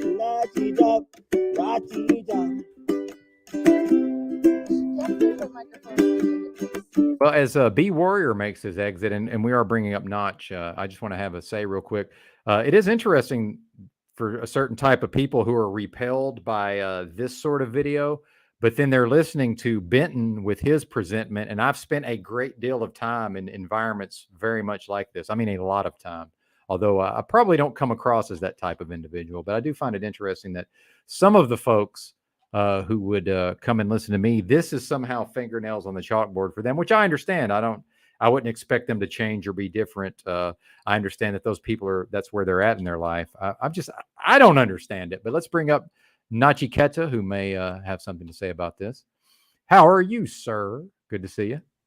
Good to see you, sir. Benton, how are you doing? I'm doing all right. I'm doing great. Thanks for Good asking. to hear. Yeah, so you guys are talking about relationships, and you know, my opinion about all of that is that like it's biological, right? I mean, like, you know, people have we are animals, and you know, we want to procreate, and guys want some things and girls want some things, so it's part of nature. But you know, we having the brains that we do and having the social structures complicates things a little bit. Different places, different cultures have different rules about, you know, how they go about this business. And you know, then you have this kind of advent of like a hippie movement, and you know, the rainbow communities and stuff. I've hung out with some hippies before, and no, not you. It's just yeah. Yeah, maybe it's too obvious. I you know, I don't really consider myself a hippie, to be honest. I don't know, because there's certain connotations with it, but also there's a lot of like communist type of ideology or socialist type of ideology that I don't really like. I'm not sure how else I want to put it, but like last time, like a couple years ago when I was in Goa, I was hanging out with a community there, and I stayed at a beach. Like, we were just sleeping out at the beach, and then we would go into the forest and hang out by a stream or a river during the day because it was hot, and go back to the beach and make a bonfire. And I was hanging out there for probably more than a week, you know, just sleeping on the beach, no problem. And you know, we would go into town to buy supplies and stuff, but I often found that I was, like, you know, providing a lot, you know, just because I had a little bit more money than a lot of the Russians, you know, whom I was hanging out with. And they kind of, I don't know if I want to put it this way, but you know, they were leeching off of me a little bit, you know, in terms of, you know, me, because I was kind of providing, and I didn't feel like it was like as community as I had expected. But it was an experience. It was just an experience, and I don't have any complaints about it. So, but yeah, I don't know. I'm just kind of rambling here. Yeah, sorry. The anarchists will have no trouble taking all of your resources for free, Right. while Right. providing nothing. And in fact, when I was in Eugene, Oregon, I had a cigarette business where I was rolling my own cigarettes and selling them. And it actually became a profitable micro business at a certain point. But when I first started that, I said, well, I'll go downtown and where there's more people. But the anarchists downtown won't even pay a small amount of money for a cigarette because they'll just hang around and bum them all for free all day. So I had to actually go to the park where there was people who had money, you know, who were willing to purchase the cigarettes and didn't just expect everything for free. But the actual communist, you know, / anarchists downtown, they were like, hell no, get out of here. They didn't want anything to do with it. So you're absolutely right. And shout out to Annapurna in the chat. Good to see you. Hello, Annapurna. Good seeing you over here. Yes, indeed. Yeah. Go ahead. No, I mean, you know, like I've never been married personally. I've gotten close a few times, but I've never gotten married. I'm 45 now, and I don't really have any plans on getting married in the future. I mean, I was over at Zetetic Warriors channel, and he was suggesting that he doesn't suggest that anybody should get married, and I kind of agree with that, especially in this day and age. I don't need a government gun on my head to tell me that I should feel for somebody or not.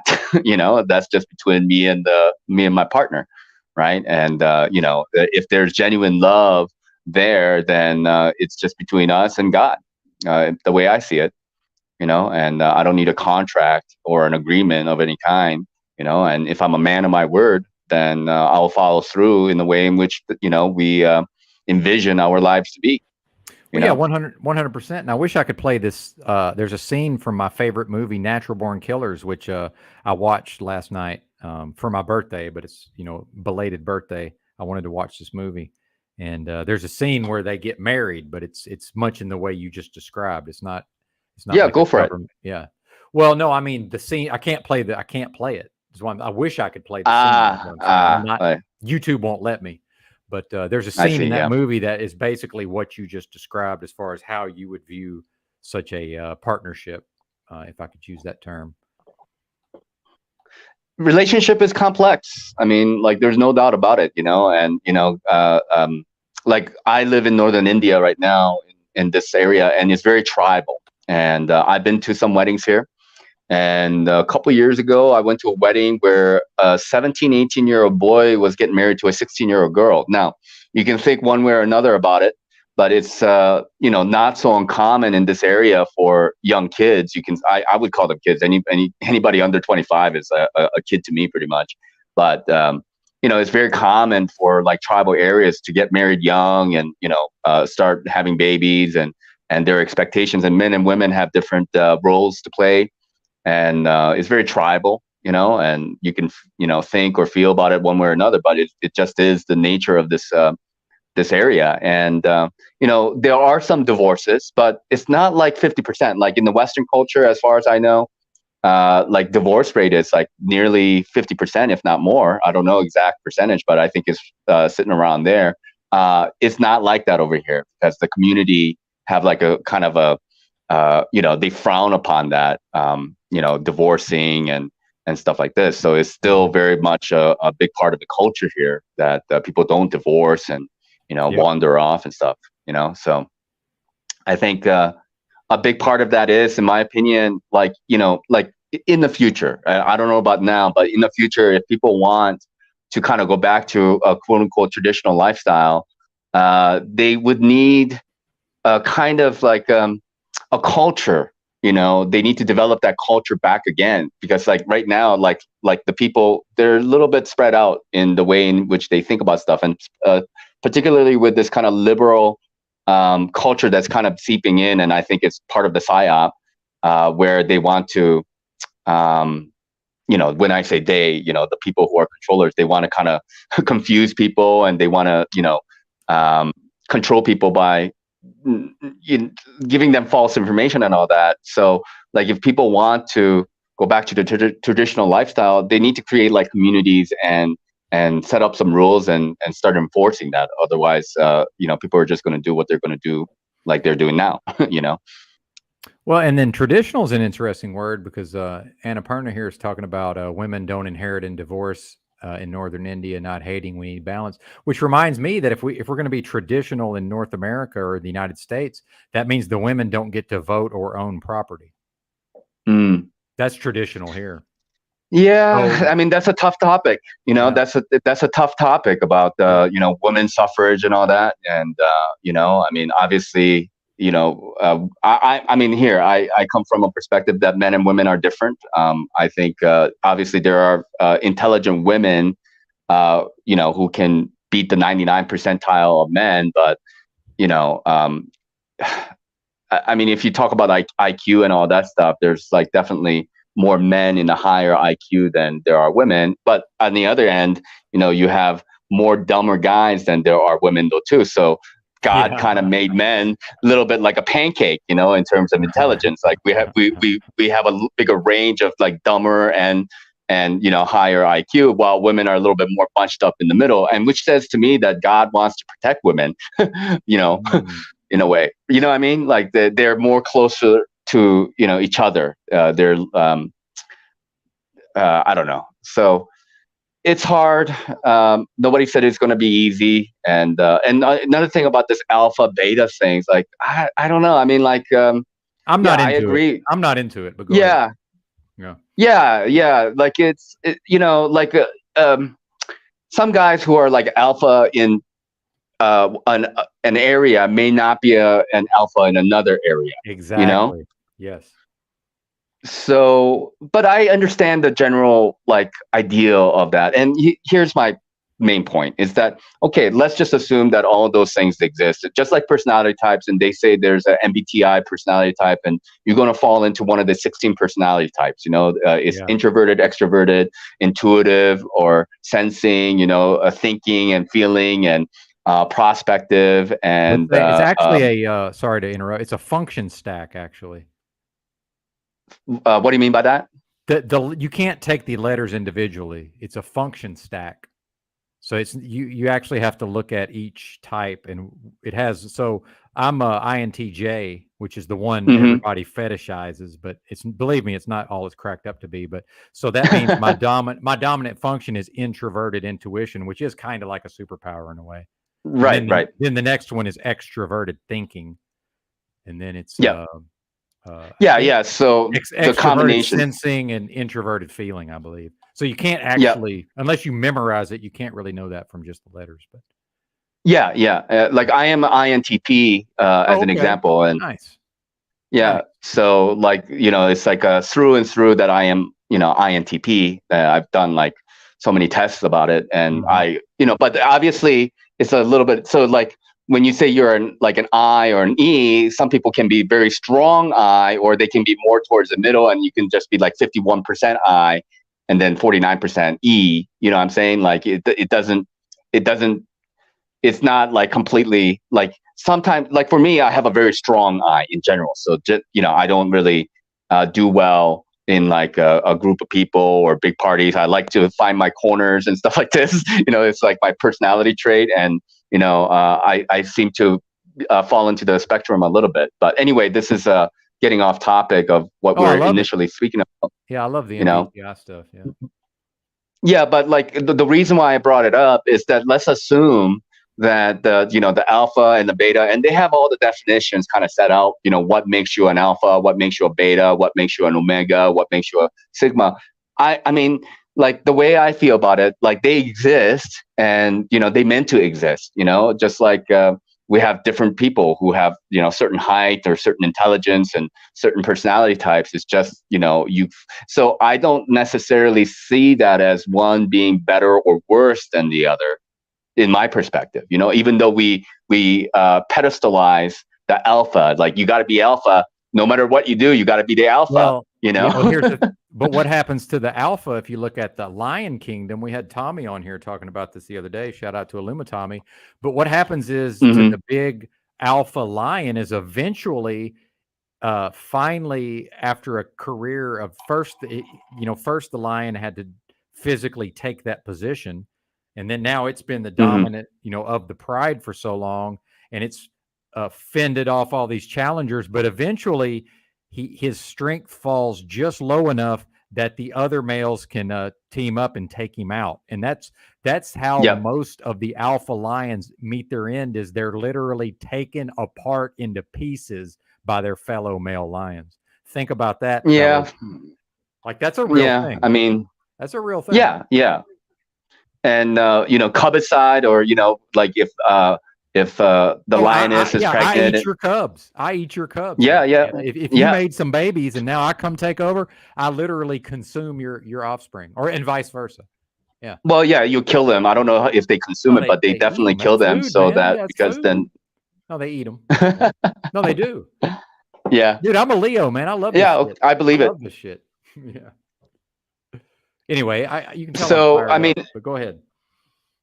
no, I mean it's fascinating stuff, and like and females as well. I mean, you can start to categorize them in their own way, but I don't know if you are familiar. Like, I don't know how true this statistics is, but like Tinder did like a test, like based on like the swipes that people do. Like people swipe, left and right and all this kind of stuff.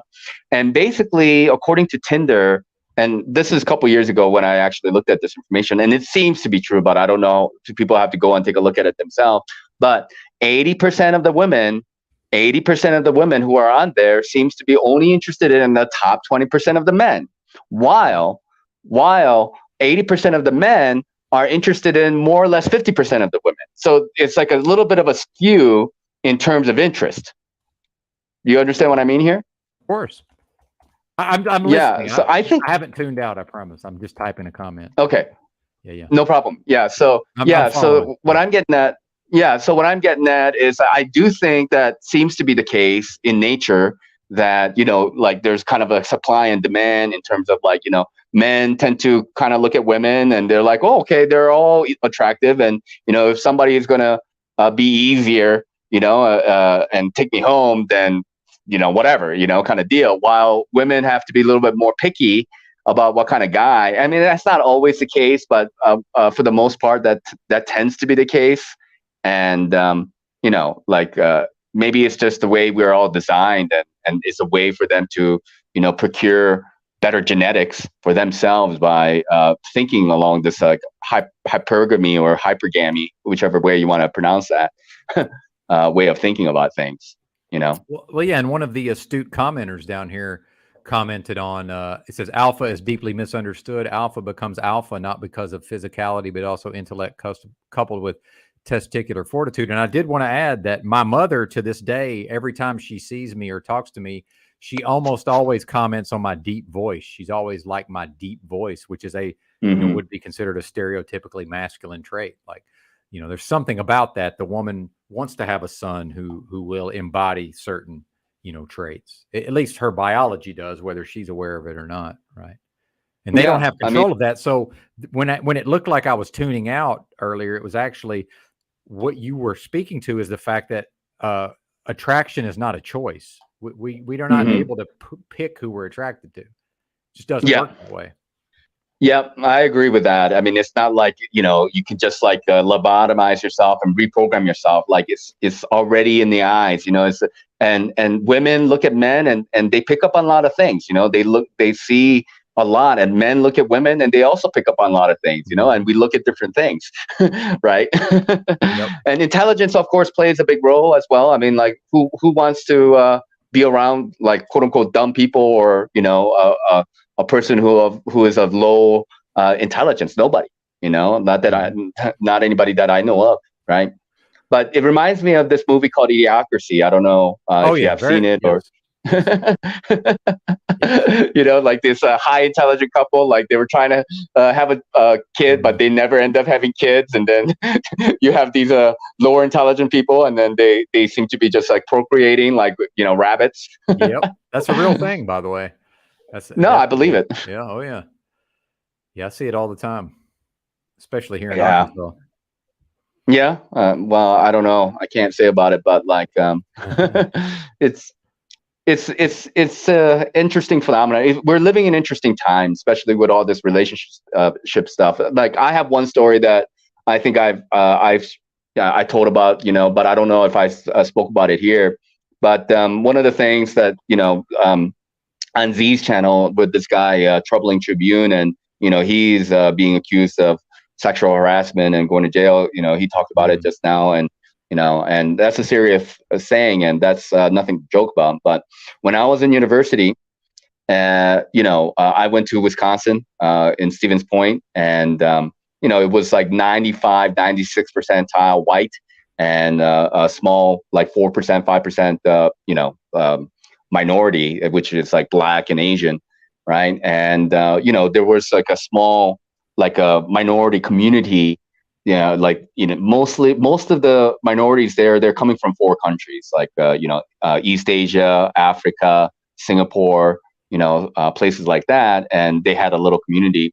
Now, I was dating this one girl from Congo, okay, for a little while. Oh, sounds lovely, by the way. Yeah, yeah. She spoke beautiful French. Beautiful ladies there.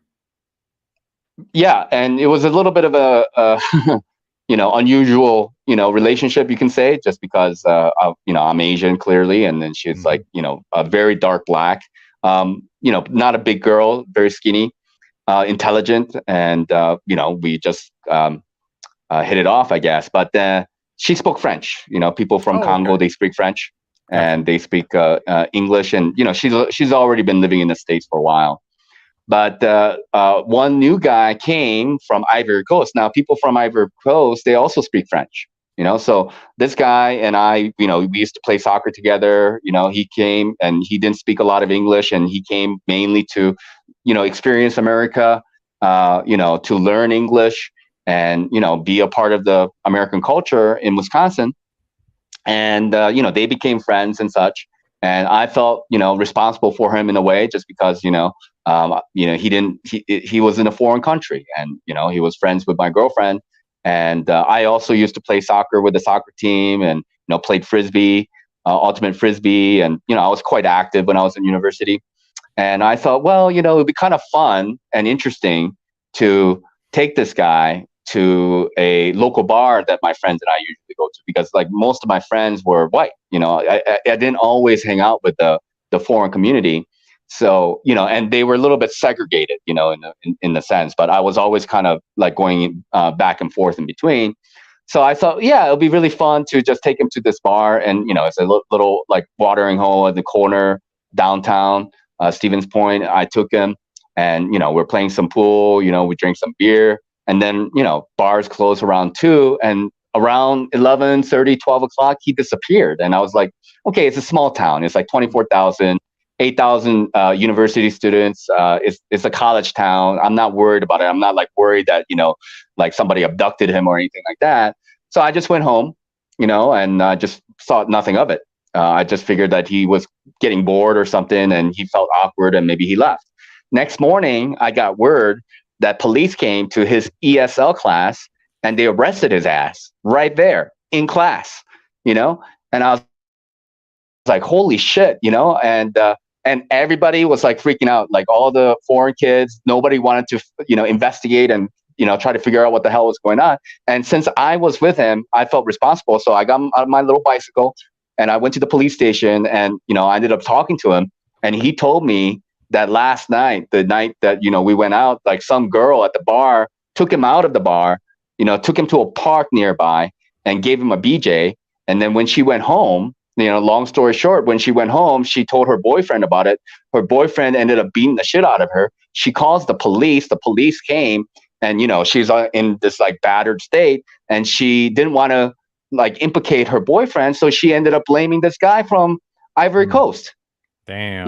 And yeah, and he ended up spending 2 months or so in jail until because they had to do all this investigation and stuff like that.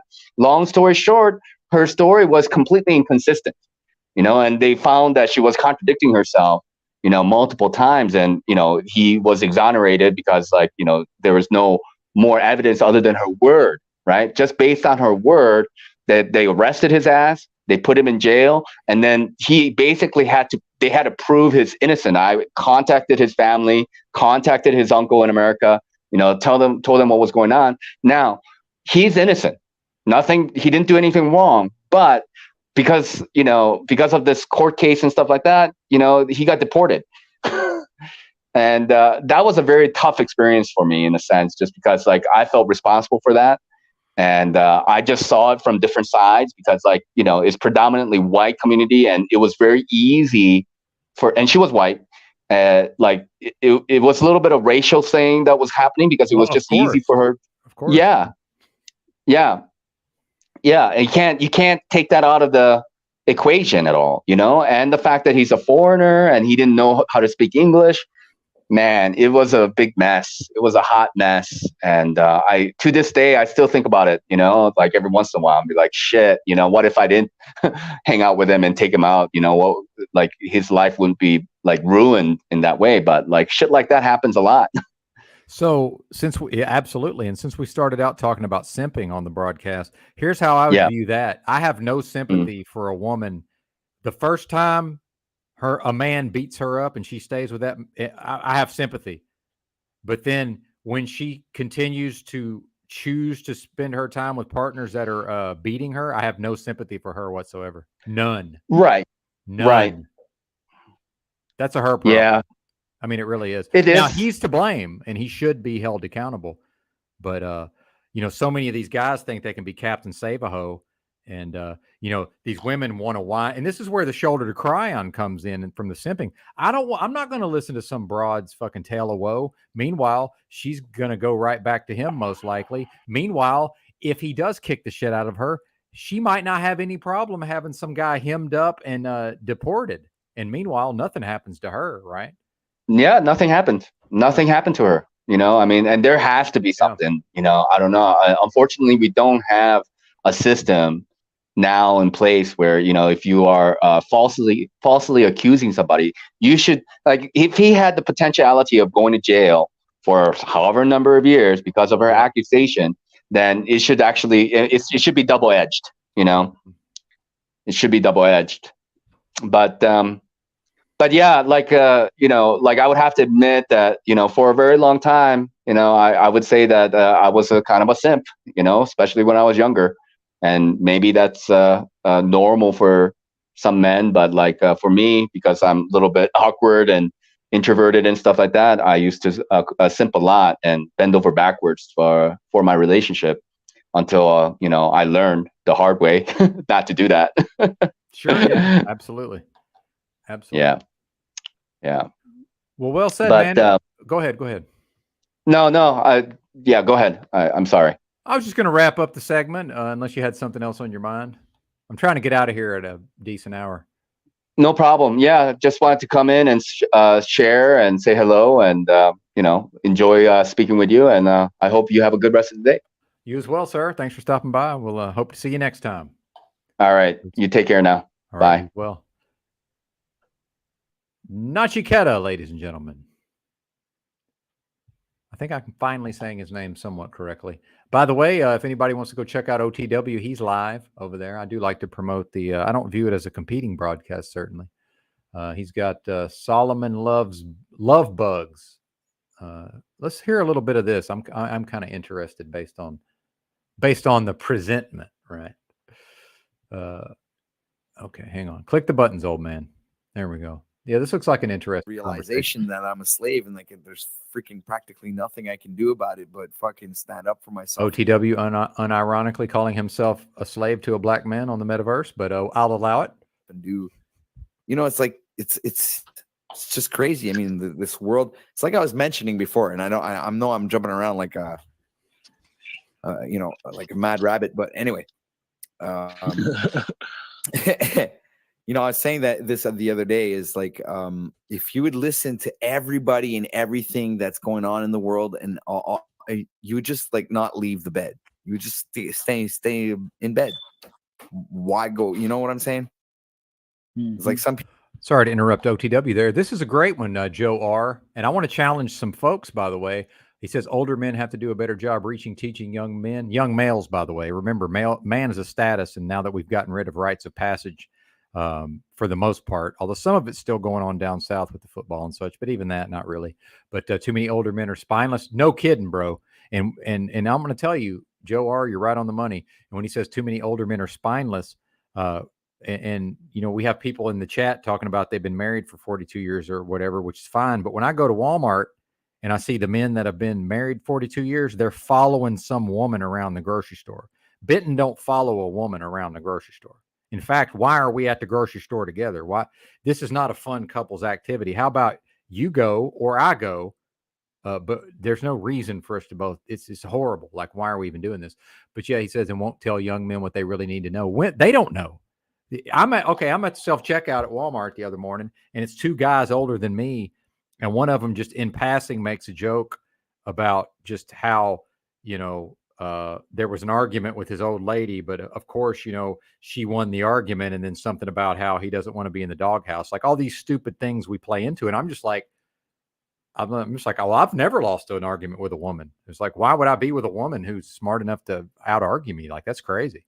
Now, these guys were kind of dumbos, but they didn't even understand what I was talking about, right? It's like, and they just want to double down on the simping in this context. But so what I want to say, Joe R, is almost nobody ever asks me questions. Like, part of how I know a few things in life, part of that is anytime I've identified another human, especially in the old days, when I was going to the library and reading books, right? And I wasn't on the internet necessarily, even when I was first on the internet. Anytime I found somebody in real life that I knew some shit, I would ask them specific questions and pick their brain. And then I would take their information and I would add that to whatever I know. Almost nobody in real life or on the metaverse ever asks me specific questions, even though I do know a whole lot about a lot of shit about a whole lot of things. There's something has happened to us as people, whether it's just, is it psychologically uncomfortable to be seen as, well, now I'm diminished somehow because I am, bowing down to their superior knowledge in this way. Meanwhile, I just want to make the best version of Benton that I can make, especially when it came to thoughts, ideas, and information, right?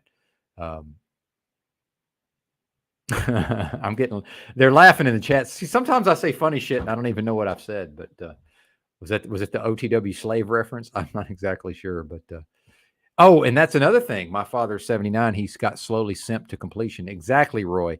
And if anybody remembers The Sopranos, the famous TV show, that was what one of the things Tony said early on about his mother. He talked about how his father was his hero and his dad was this masculine, guy in this underworld of mob, the mob people. And he viewed his dad as like this, very strong masculine figure. And he said by the end, he said she had worn him down to a little nub. Right. Well, I'm not interested. I'm not interested in that. Like, I have no interest in that. I'm not trying to be, and look, I'm not attempting to offend the guys here who are in long relationships, but, and maybe they don't behave this way. But when I see it is when I'm in Walmart and it's a little old broken down man following some lady of his age, following her around the store. Right. It's a bad look, fellas. It's a bad look. I'm not interested. Now, if I actually enjoyed following her around the store, believe me, I would just do it and I wouldn't care what anybody thought. I also don't like it personally, meanwhile, if I'm there pushing the buggy and running the show, why is she here? Just write down.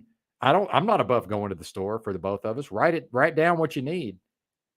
Oh, but they want to come look at everything. And yeah, Benton ain't shopping. I'm hunting. Right. See, so why are we here together? We're using two fucking opposing strategies to try to get this task done. How about you go or I go? Let's don't go together. And me and number two almost never argued, but most of the worst arguments we had, I'm talking like one argument a year. I'm not even kidding. But the few that were pretty bad ended up being at the checkout at a grocery store for some reason. Why that is, I'm not sure. But finally, I was just like, okay, let's just not go in here together. This is nuts. That's a good point, Vic. That's a good point. I would say that he ceased somewhere along you're right. He crossed over into no longer being a man territory. Now, some of that is probably, related to his lifestyle. He probably did a bunch of drugs and drank and, they say testosterone levels decline with age, which is a myth, by the way. But if you look at males as a group, certainly the group measurement at 18 and then the group measurement at 65, it's certainly lower. But not all men see their testosterone decline with age, believe it or not. That is a myth. Now, slightly, but I'm saying it doesn't just fall off a cliff like they would have you believe. Some of us got it like that. Hate to see him go, but I love to watch him leave. That's right. That's right, Rob. But anyway, let's go back to I want to cover some of the yurt stuff because at a certain point it was just him responding to my comments.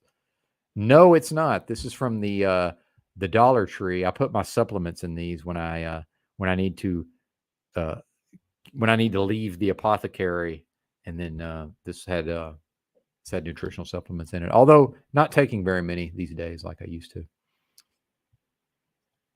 No, I disagree.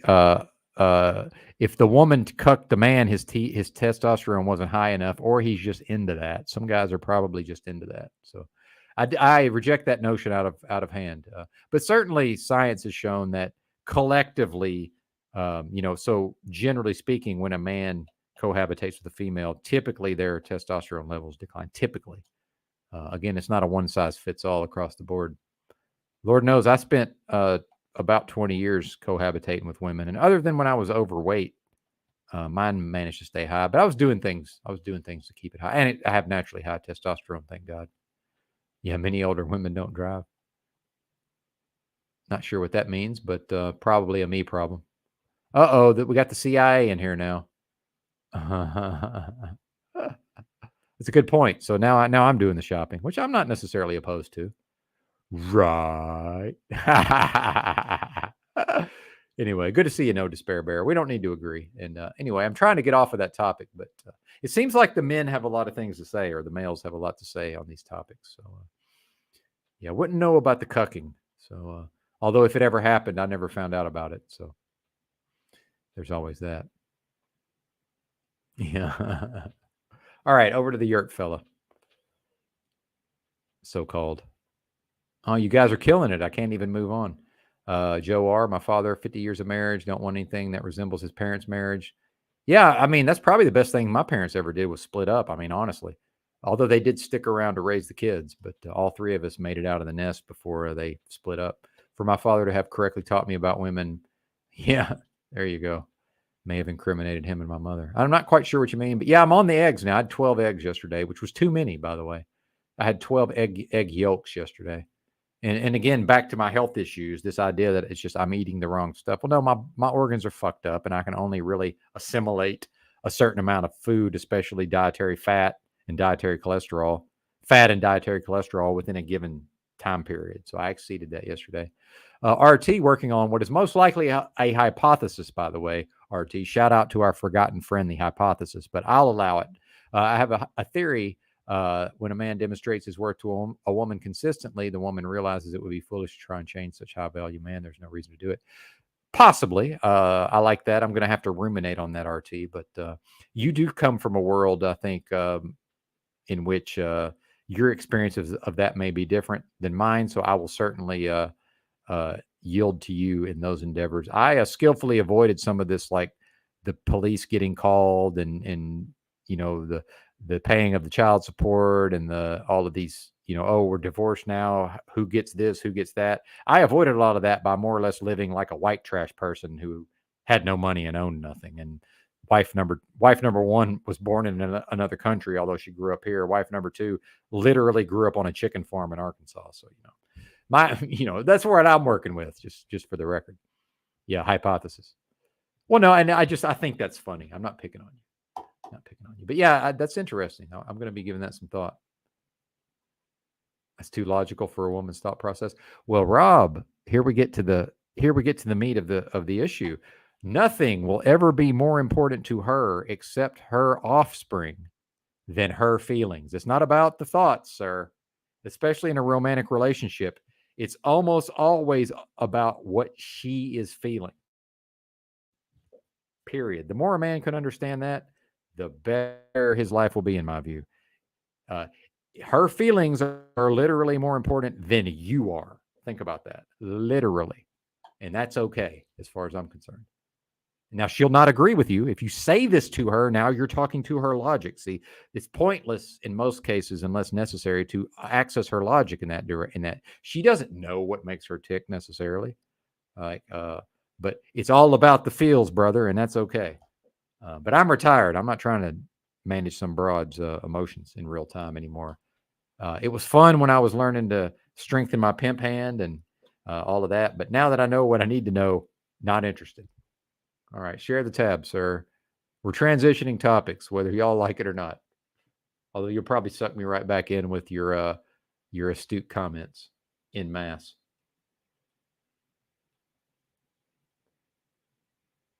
I'm just going to jump ahead here. But I'm reading a moldy, smelly book. This guy goes on to write multiple, tomes, and the tomes are about, and I forgot the name of it already, but the tomes are about the connection. Yeah, if that's the case, you're definitely in the wrong spot. If you want it clear as possible, you've come to the wrong place. But this guy goes on to write a book drawing the parallels. He does it deep. The Babaji, who's sort of this Obi-Wan light character, gives him. Come on, YouTube.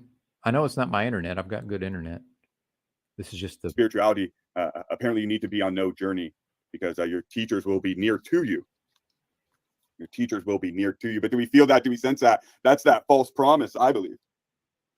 All right. We got to get a context. My apologies.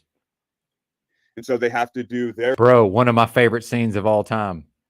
I know that one by heart, brother. Yep. That's one of the best ever, Joe R. 100%.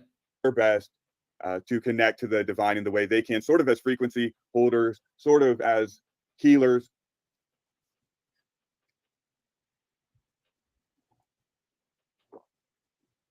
But to me, that sort of is what becomes the issue, right? Because we're always just treating the manifestation of the illness, not the source of the illness. And we can't seem to find our moral ground, our moral foundation to correct reality as it is. It's always the promise of a supernatural tomorrow that is supposed to excuse the very mundane failures of today. And to me, that doesn't really work. And are these the worst things? Our natural instincts of fighting and procreation, are these really the worst things? Is our love of our sensory experience really the worst part of our reality? Or is it this neutering of self? Is it this peddling in shame that keeps us in certain boxes and behaviors? And you do see it with so many of the movements. Aren't so many of the alleged different movements, men movements, MGTOW, all this sort of talk of simping and not simping? I mean, it's all about this long parade of shame that modern man feels in his very essence. And I wanted to respond to a lot of these things as I listened to this morning. But yeah, you're absolutely right, sir. So where does the shame come from? It's an emasculation. It seems to me like, most men or males are emasculated to varying degrees. Emasculate means to deprive a man of his male role or identity. See, we're not even really allowed or permitted by society to be, to have that male role or that male identity, unless it, just I was socialized that way and I'm not changing now, right? But if you see it especially in the younger generations, they're not really allowed, or maybe they don't, maybe it seems to them like society's structured in such a way that, they're not, I was more or less, I had to express that way or I wasn't going to be accepted, me and all my male peers. And it also means emasculate also means to make someone or something weaker or less effective. And I want to say this, guys, there's very few things more useless in this realm historically than a weak male. And I don't mean physically, I just mean weak across the board. So I think that's where the shame is originating, at least in part here, not the, it's multi-layered and multifaceted, necessarily, right? And it was funny at one part in this book, and that I just read, he talks about how Muslims, Christians, and Hindus, the similarity of their thought, but there's no mention of the Jewish tradition, which I thought was interesting, one of the footnotes. And I'd heard of this guy Kabir, a great 16th century saint whose large following included Hindus and Muslims. And the connection there I think is very interesting. And I see a similarity, and I'm drawn to both Islam and the Hindu stuff. Though I know now, kind of broke down how the Hindu term is not really an appropriate. It's a derivative of the Indus Valley, or the Indus River, excuse me. There's an Indus Valley too. And what the Muslims and the Hindus do, from my understanding, my reading, is they both create sort of a science of behavior, a super priest class morality control system that seems quite effective at the masses. But it talks about the 16th century saint Gabir, and how at the time of his death, the Hindus and the Muslims had to split up his cremated remains because both factions wanted his remains. I just think that's interesting. Then we're given a quote from him, which I like too, and it says, "Path presupposes distance. If he be near, no path needest thou at all. Verily, it maketh me smile to hear of a fish in a water athirst." And this is all the spiritual seekers and questers out there who are on a journey of spirituality. Apparently, need to be on no journey because your teachers will be near to you. Your teachers will be near to you. But do we feel that? Do we sense that? That's that false promise, I believe. That's that false promise of the priest class morality, or at certain levels, it appears that way. There you go. I think JG may have been infiltrated by the AI bot. Benton says, people tend to attempt to resolve their actual circumstances, all the while not realizing that if these circumstances cease to be, new circumstances will necessarily replace the old circumstances. That's a lot of times to say the word circumstances. I feel like a little MK Ultra there, but I can hang. Well, yeah, and it's guru as gatekeeper, it's guru culture. It's the contradictions, right? It's, I read in here one part, give up the moldy, smelly books, but I'm reading a moldy, smelly book. This guy goes on to write multiple, tomes, and the tomes are about, and I forgot the name of it already, but the tomes are about the connection. Yeah, if that's the case, you're definitely in the wrong spot. If you want it clear as possible, you come to the wrong place. But this guy goes on to write a book, drawing the parallels. He does the Babaji, who's sort of this Obi-Wan-like character, gives him the duty of writing this book, drawing the parallels between Christianity and the Christ, and then the teachings of the Vedic scriptures and all that. But I just think, those inner contradictions in the priest class morality, how it detaches you from actual action in the world. This seems to be what's happened. So at one level, we lament that the destruction of the nuclear family, but then we continue to have a moral tradition that says procreation is wrong and sort of our life instincts are wrong. And it makes us feel guilty for being human, for making mistakes. I was thinking about that, Benton, this is a little aside, in the Caleb Hammer. I've been watching some of that, and I like that Caleb Hammer guy a lot, but he had this woman on recently, and I should bring it up. Yeah, he's this is the financial audit channel. So shout out to Yurt for actually apparently watching this channel now. And again, I don't care it's not my concern what you folks watch or don't watch, but this is the video in question. This lady, who's he speaking of, and the channel is Caleb Hammer. Let me show the whole screen, because so far I've been allowed to actually play clips from this channel, so I want to give them proper attribution, because I don't necessarily believe in the concept of transformative content. I don't really think that's a thing. But anyway, here's his channel. Share this tab instead. At Caleb Hammer, he does financial audits. He more or less sits these people down and goes through their finances with them. And as we know, almost virtually all Americans, their finances are just a complete shambles. Now, there's exceptions, but it's damn near everybody. Their finances are in complete shambles. So this is his channel. Let me drop his link real quick. I like it. It's very formulaic, and any formulaic channel I've found, I can only watch for a period of time, and then eventually, like that Mr. Ballin, used to like his videos, but eventually, or even Mr. Beast is getting to where I can't watch his videos. Eventually, the formulaic nature, something happens to turn me off. But let me drop the link in the live chat.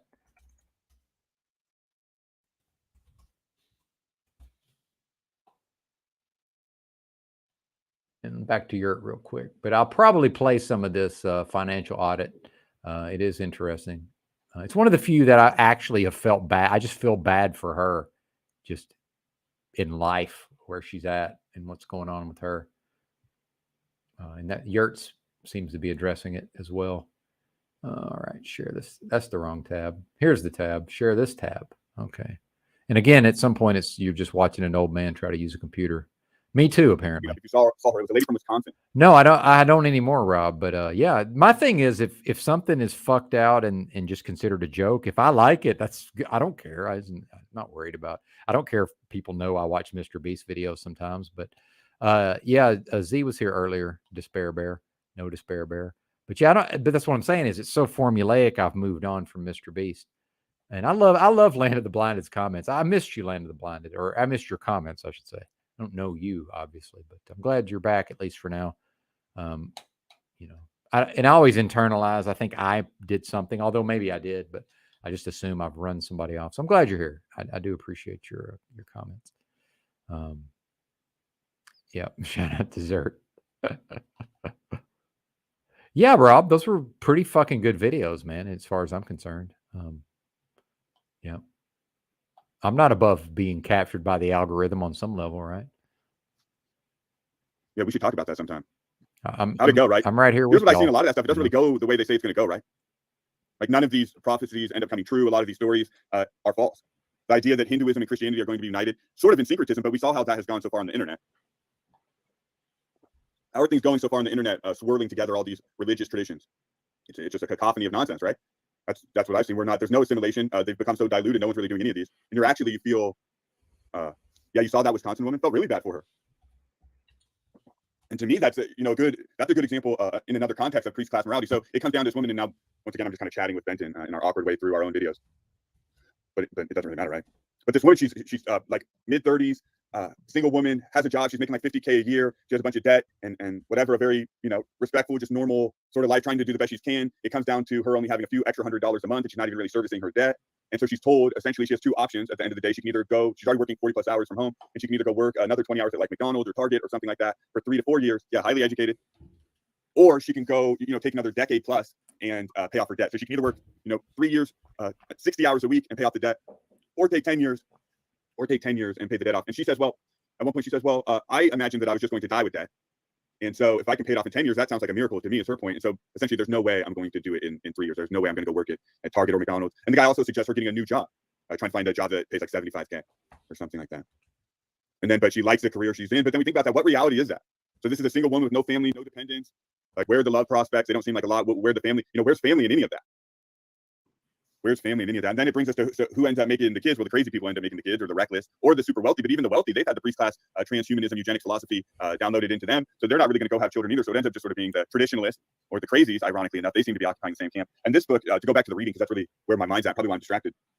He does, in this book, Counterweight, it's sort of a view, and I would love to read passages from this. He does a walkthrough sort of a boonies area in this future super technological environment of nanobots and AI worm bots and people's brains and different personas and digital disguises and all these sorts of things. He goes to a rural boondock area, the detective of the story. And some of the things that are going on there, I mean, I would just love to share for an image, but essentially what I'm saying is in all of this mix-up, the children are still produced. The offspring are still produced and utilized as the mechanization occurs, as the transhumanism occurs. They act as if the population isn't still growing, but of course it is. But then these different groups are just being assimilated into different agendas.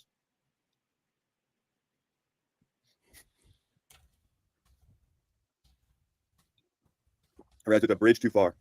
It's all a bridge too far this morning. So I think I'm probably gonna have to just awkwardly slink out of here, but that's okay. Perhaps with Benton here. Well, and I was kind of already jazzed up. I was already fueled up a little bit by the simp topic. But what I said here is the lady in question, and I guess we're going to have to play some of her. But now that O'Shea's here, I'm kind of lost interest in my whole thing here. Let's talk to Mr. O'Shea if he's here. I see he's muted up. Are you there, sir? Hey, Benton. What's up, brother? I'm just bathing in my car, getting ready to start my day.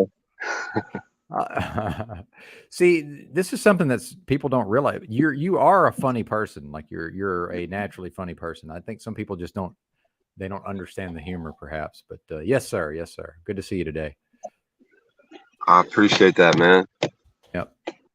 I had nothing to do with it. You're the funny one, not me. Although I'm unintentionally funny all the time. I just don't know that it's going to be funny, which is why I could never be a comedian. No way of knowing what's going to be funny. Yeah, you could never be a comedian. Never. It's not possible. But I do kill on occasion. I just don't know that I'm about to kill. But did I kill? And it's like, holy shit. I wish I could do that again on command. I could make a living. Yeah, you murder. Yes. Just randomly every once in a while. Yeah. Yeah, that's how I envisioned you when you were walking around for 6 years, just randomly murdering here and there. Oh, okay. I'm not incarcerated unless this is a prison library, so I must be doing something right. If you're not in jail, then it didn't happen. It's all good. Or I'm very successful at it. Right. Very good serial killer. There's nothing wrong with that. I don't see what the big deal is. Well, society seems to crank them out. In fact, I watched my favorite movie of all time last night for my birthday. My belated birthday present to myself was I watched Natural Born Killers. So yeah, there you go.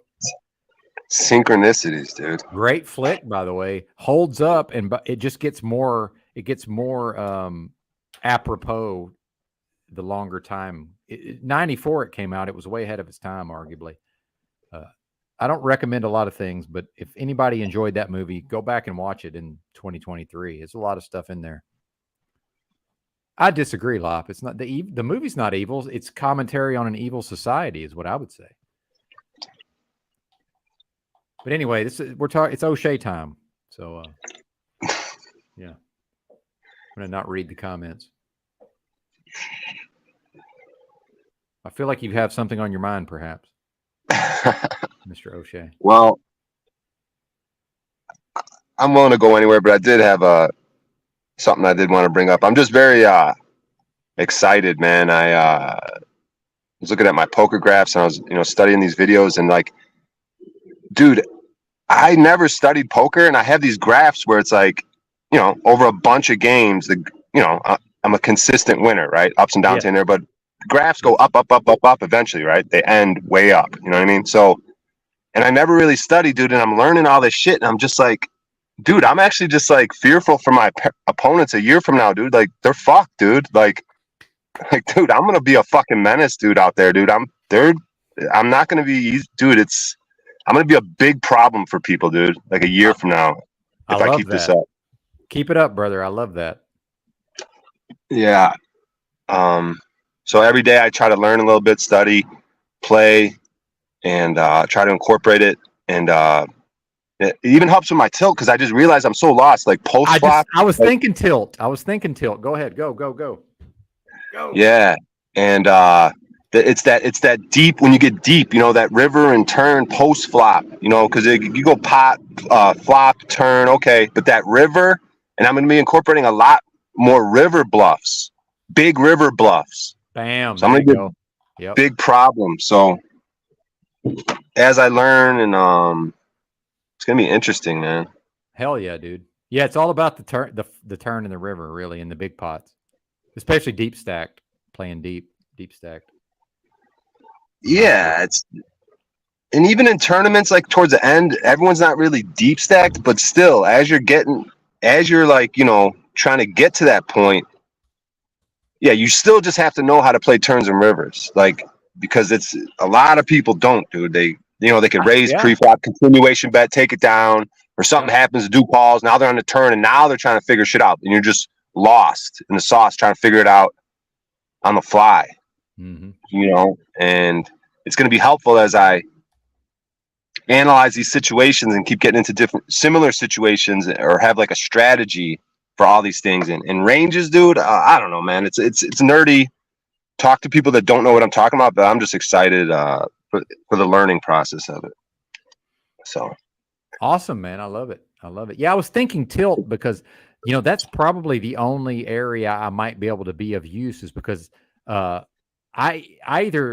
don't tilt, and if for some reason I can detect my inner space as some type of way, I just won't play. But again, I'm playing cash games, so I'm not tournaments different, obviously, but the tilt thing, I've got that figured out at least. Yeah, man, it's that control. It's the stoic thing or whatever, controlling your inner space. It's what we do on these panels, right? Because if you're tilted, you're kind of triggered, right? You're all in your emotions.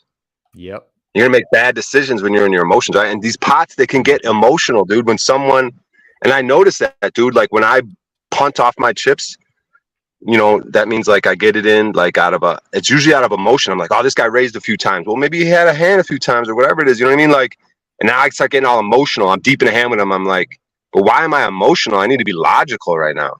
Yes. And I struggle with the emotional side. This is why I can't really make a living playing poker necessarily. I could, but I need to work on exactly what you're talking about, because here's the thing is, when I played shit-faced drunk, because I understand, and I'm talking about Pot Limit Omaha, because I understand the game to a certain level, well, the drunkenness completely just obliterates all those things that I'm allowing to get in my way of playing my best poker, right?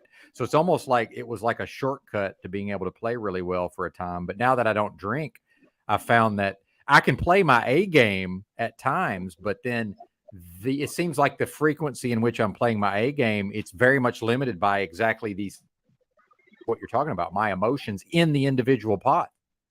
When realistically, I should not even be feeling that way in the first place. It's like, why am I even feeling this? If that makes sense. It's bizarre. But then I can see that, especially if I know the right thing to do is like a bold maneuver, You know, I'm more hesitant when I'm sober, but when I'm drunk, I just go ahead and make the bold maneuver because I know it's the right decision. But then when I'm not drinking, I will allow my own self to get in my way, dude. That's my biggest problem, actually, playing Pot Limit Omaha. Yeah, and it seems to be a lot of life lessons. You know what I mean? Like, you know, we obviously don't encourage drinking, but when there's something that could be learned from that, I can't drink, but go ahead. Yep. right? Yep. And there's something that could be learned from our experiences of when we have drank, and you know, that initial stage before you get to the too drunk, it does sort of quiet the mind or give you like a fearlessness or give you I don't give a fuck type of thing, which can be good, you know, especially in poker and life, you know what I mean, where you're just, you know, you're kind of you're not thinking, overthink, you're not like doubting, you know what I mean, you just do whatever. Well, and I played, sorry to cut you off, but I played I actually won like I think it was like 1,100 if I remember right in Chicago. But I was playing 2-5 no limit because they had Pot Limit Omaha. I just didn't like the game. I didn't like the people in it. But I was playing against this. It was the second day I'd played there, and I was playing against this older guy, kind of like a congenial type of guy. He's there, and I like to be there. I prefer to play in the morning if possible. So it's kind of early in the day, and I don't remember the particulars, but I remember we had bloated the pot pre-flop a decent amount, and I don't even remember the pre-flop action, but what I do remember about the hand, and this is a key point that I know you do this type of stuff sometimes, but the flop was like 3 spades, right? And and with an ace, and I was pretty sure he had a pair of aces based on the way the hand was playing out. So then, you know, after he continued past the flop, there was a 4 spade on the turn, right? So then in my mind, I actually played the flop based on I'm hoping a 4 spade comes because I'm relatively sure he doesn't have a spade. And if he does, I feel like I can bluff him off on the river, right? So I'm calling trying to catch a spade, but I don't have a spade in my hand because I know if we get 4 on the board that I had position on him, and if he checks the river to me, like, and he hawed around like he's a calling station. Dude wanted to call, right? But he's not calling there without a spade because he's going to look foolish to the table, right? When I roll over a fucking 3 of spades or something, or some, you know what I mean? Like, it just feels too bad.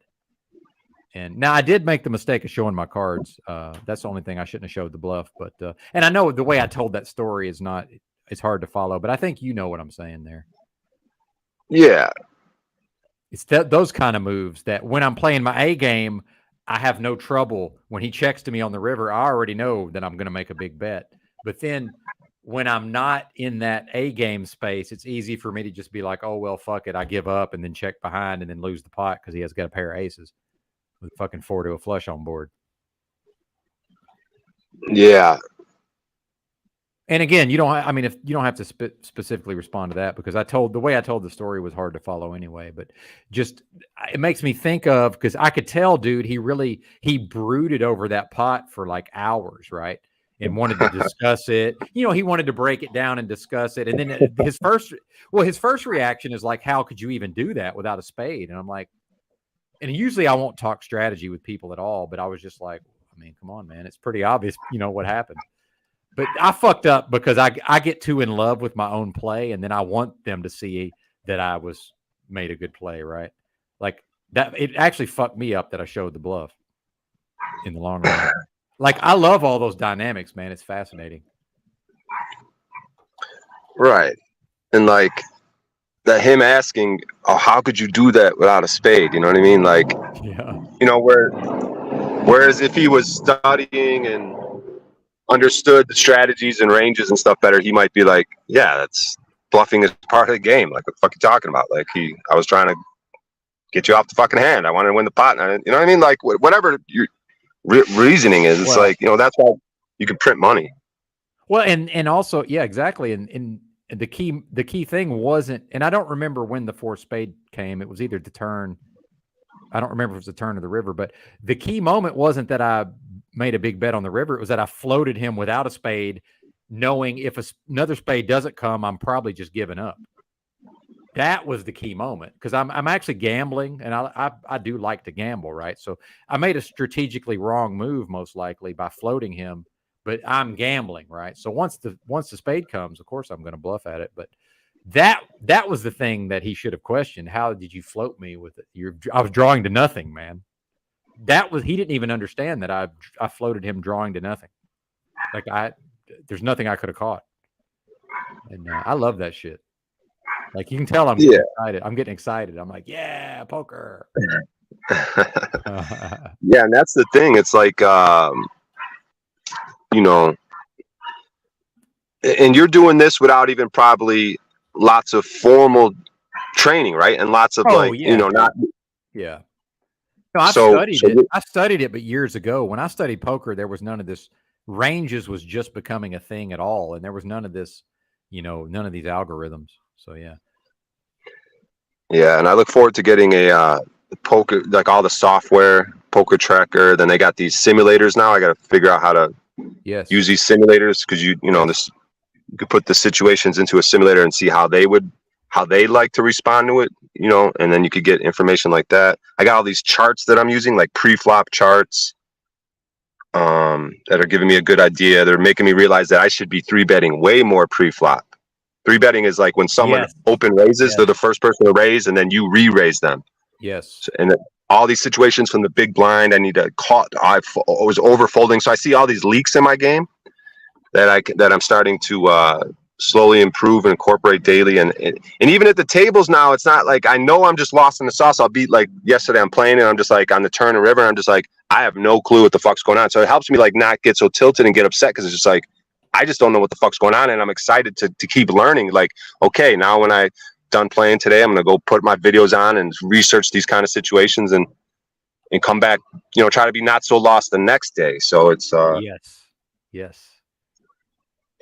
Yeah, I love and it. The opportunity to work on your skills and get better. And I'm not, I was never that great of a no limit hold'em player. I was pretty good at tournaments back in the day, but not online. Like, in real life, I was okay. Like I'm talking about the local bar type, like very low level stuff. But I never did too much online in tournaments really. But I like the cash games. I like the actual gambling aspects, and then.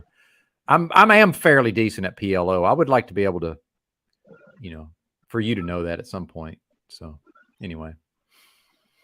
Yeah. Maybe I figure out some kind of way to show it, Show you playing PLO? No, I haven't played lately at all. I really don't want to play till I have a bankroll, which I'm probably not going to have. And then realistically, I just don't want to be in a card room all day, and I'm not trying to play online. I'm just not. Oh, you're saying figure out a way to show you playing live? Or just to at least have some kind of way of verifying that I'm actually know what the fuck I'm talking about. Oh, yeah. Because based on that story I just told you, maybe I don't know what I'm talking about. But if I remembered all the action, it would make better sense. I think. No. The main point of your story is that you were kind of going outside the box. You were being aggressive. You were being what I like to call taking it to the streets and being there you go. Not deviant or diabolical, but you just had like you know what I mean? You're like you're calling on the flop with nothing basically to try to because a lot of people don't think like that. They'll just fold. So you know what I mean? The main thing to take away from that is you used your aggression, thinking outside and that's all good qualities. And when you combine that with good strategy and studying the game, like you're gonna be a problem for people when you got heart like that. You know what I mean? Heart. Yeah, I like that. So yeah, I'm probably one of the few that's supportive of your poker career here, but I'm certainly interested in following it. And I see the numbers dropping, but that's okay. Benton needs to talk poker on occasion, and there's not many people I can talk poker with. So, and we got Wizard on deck. We might not have the time to get to you today, Wizard, just for the record, just so you know. But you're welcome to hang out because I want to wrap up within the next like 20 or 30 minutes. So. I do like my one-on-one time with O'Shea, and I know I'm inviting certain jokes to be made, but just the reality of the situation. I do enjoy speaking to O'Shea one-on-one, and it doesn't happen a lot. You really don't stop by that much. So thanks for stopping by. Much appreciated. Anything else happening? Yeah, I'm just kicking myself for having your numbers drop, but there's not a lot of people I could, when I get a little excited. Yeah, because everywhere else just beats me up about this and tries to steer me away from it. So I was just feeling good about myself, feeling excited this morning. And I know you have a little experience with this, so I just wanted to come on and be able to talk to someone who understands it a little. And I don't want to fuck up I should be thinking about you. No, you're good, bro. Yeah. Don't even worry about that. It's been a great show. We did really good numbers, so this is good as far as I'm concerned. I mean, yeah, and I'll probably I could probably get off here soon. Maybe let you bring Wizard up because I finished bathing and I get ready to start my work day. But I think he's going to tell us a bad beat story. That's another thing. I will not. Wizard, I'm not trying to be a dick. I'm not listening to your bad beat story because I no longer tell bad beat stories. I just don't tell them, but I don't believe in them. But I will tell you a bad beat I put on somebody in PLO. I had won enough money on full tilt poker back in the day. I ran like $50 up to like a few G's, and I actually bought in at like, it was like 25.50 PLO against one of their. It's like this ridiculous Barney Boatman used to be a Poker Stars pro, I think it was. Oh, we lost O'Shea. Okay, he's back. Yeah, back in the day, Barney Boatman was one of their fucking pros, man. And he was sitting at a 6 max PLO, like 25.50, and I had just enough. I'd won just enough to buy into the game. And by the river, dude, I needed a jack that was like not a heart. So I fucking one-outered this dude for a several thousand spot. Yeah. How many thousand? It's several thousand. I don't remember what it was exactly. But actually it might not have been that guy. Actually, I think that was the pot that I won enough money to be able to play against Barney Boatman, who nobody cares who that. I don't even care who that is, but for some reason I wanted to buy in at a high stakes table, like 25.50, but I think I got scared and ran away pretty quick. But yeah, well, in PLO, sometimes you just get all the money in on the flop and it's both people made the correct decision. And then I'm watching the board come. I'm like, oh, I need a non-heart jack. And then a non-heart jack showed up. Fucking one-outered this dude for like thousands of bucks. Yeah. So I just can't do the bad beat stories, man. We've all got them. I'm sure O'Shea's got plenty. I can think of the times I've been brutally beaten. It's just part of poker, unfortunately. You're just brutally fucking beaten for apparently no reason. I know you know what I'm talking about. Just for no reason, you're getting the shit kicked out of you. It's like, why is this happening? What did I do to deserve this? Right. And that's why, like, dude, I got deep in some tournaments yesterday and I took brutal beats, dude. And I just was like kind of laughing it off. I'm half thinking, is this shit rigged? But then I was like, at the end of the day, I'm like, it really doesn't matter because I'm so excited about the learning process and knowing that I'm getting more skillful, that even if I'm getting fucked with and robbed, I'm still getting more skillful at this. So if I could ever get into a situation where I'm not getting robbed, like you know what I mean? I was just able to, because it would be unfortunate. You never know what's going on with this online shit or even live. You never know when you're getting robbed and gambling, or poker. You know what I mean? So 100%. Yeah, that's another reason I don't like to play online.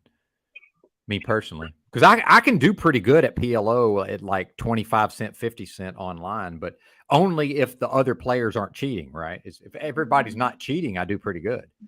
Well, and I know I kind of sound like I'm blaming but I'm saying over time I do well, but because there's been times when I just demolish the whole table and I'm like, oh, okay, well, there must not be any robots in the game, right? There must not be two people colluding with each other, And I understand how that comes across, but I played enough online. I feel like it is a thing. We all know there's collusion going on. We all know there's bots happening. There's bots out there playing. Yeah, and then the God mode, the owners of these sites, and I saw the owner of the site that I play on, and I'm looking at him, his demeanor, and I'm wondering, is this a trustworthy guy? Phil Nagy is his name, that owns America's Card Room. I'm watching him the other day playing this $1 million cash game, just like, because they have the God mode where it's like they could see the whole cards of everyone. So that's kind of what you gotta be careful of when people get access to that. But absolutely. Yeah. In addition to everything you mentioned, the bots and the possible collusion and all the other bullshit. So yeah. Greetings, brothers. What's up, man? Good to see you. Hey, I know you told me you don't like the bad beats. Well, you're But a going to bad tell it anyway, aren't you? You're going Well, to a tell it bad anyway. beat's got to go with the good part. And Okay. like I said, everything in life that I see is a balance. So I always look for the positive, and I always see the negatives for what they are, so that I can balance things out. And so back in my younger days, they used to have a dog track out here in Waterloo, and I used to go out to dog tracks all the time. Very successful, hit 8 out of 13 races. So I always came back with a profit, generally, not always, but generally. And then, of course, they closed it down, and I had been gambling out at the local casino as well. So it was just that. And it was the same basis out there at the casino. You always have your ups and downs. But the one bad beat that I want to point out to people is that no matter what the odds are, there's always that one possibility. Mm-hmm. So the hand was, I'm sitting there with Queen 9 of clubs, Ace, King, Jack hits the board. I've got the nut flush because the Ace and King are on the board. I've got the Queen. I only need the 10 of clubs for a royal. Now I've got the Queen in my hand. There's a Jack on the board. I shove all in. Table's full. Everybody starts closing out except two. Two people call me on that. They had to have known I pushed all in on club flush. They're both holding a Queen Jack offsuit. Now that means I have a Queen and there's a Jack on the board. There's two players that called me and they're both holding Queen Jack. That means there's 3 Queens and 3 Jacks out there. The only hands that can beat me is a 4 of a kind or a full house. In order for them to get a full house, it has to be runner, Queen and Jack. The only Queen and Jack left in the deck. Guess what? Yeah, running one outers. That would be running runner, double outer. Yeah, running one outers.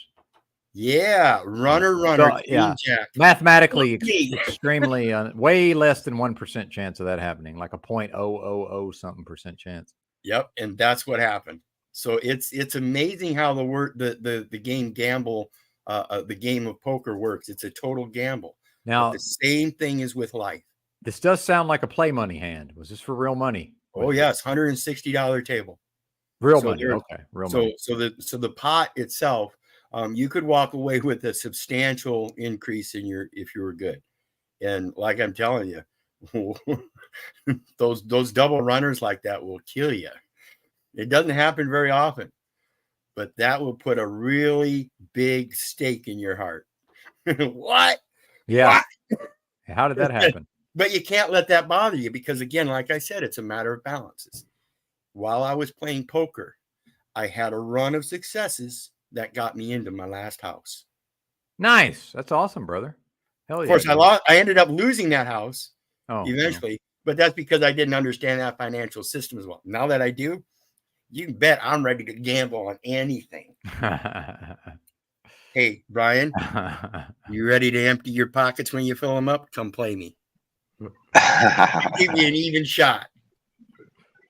Anytime you want. Anytime, any place. Yep, yeah. That's what I like about you, Brian. You're willing to take that risk because that's hell yeah, dude. It's a risk. Practice. Amen. Anyway, thanks for having me up. I just wanted to make it a little short. I appreciate you putting up with my bad beat story. I really do. Okay. Thank you. Thanks, Wizard. Have a good day, everybody. Yeah, thanks. Later on. Yeah, I appreciate that. Yeah, and that's the kind of thing that I keep circling back to with this poker thing is the life lessons and the similarities and the things that make you excel in poker are going most likely going to make you excel in life, like we just talked about.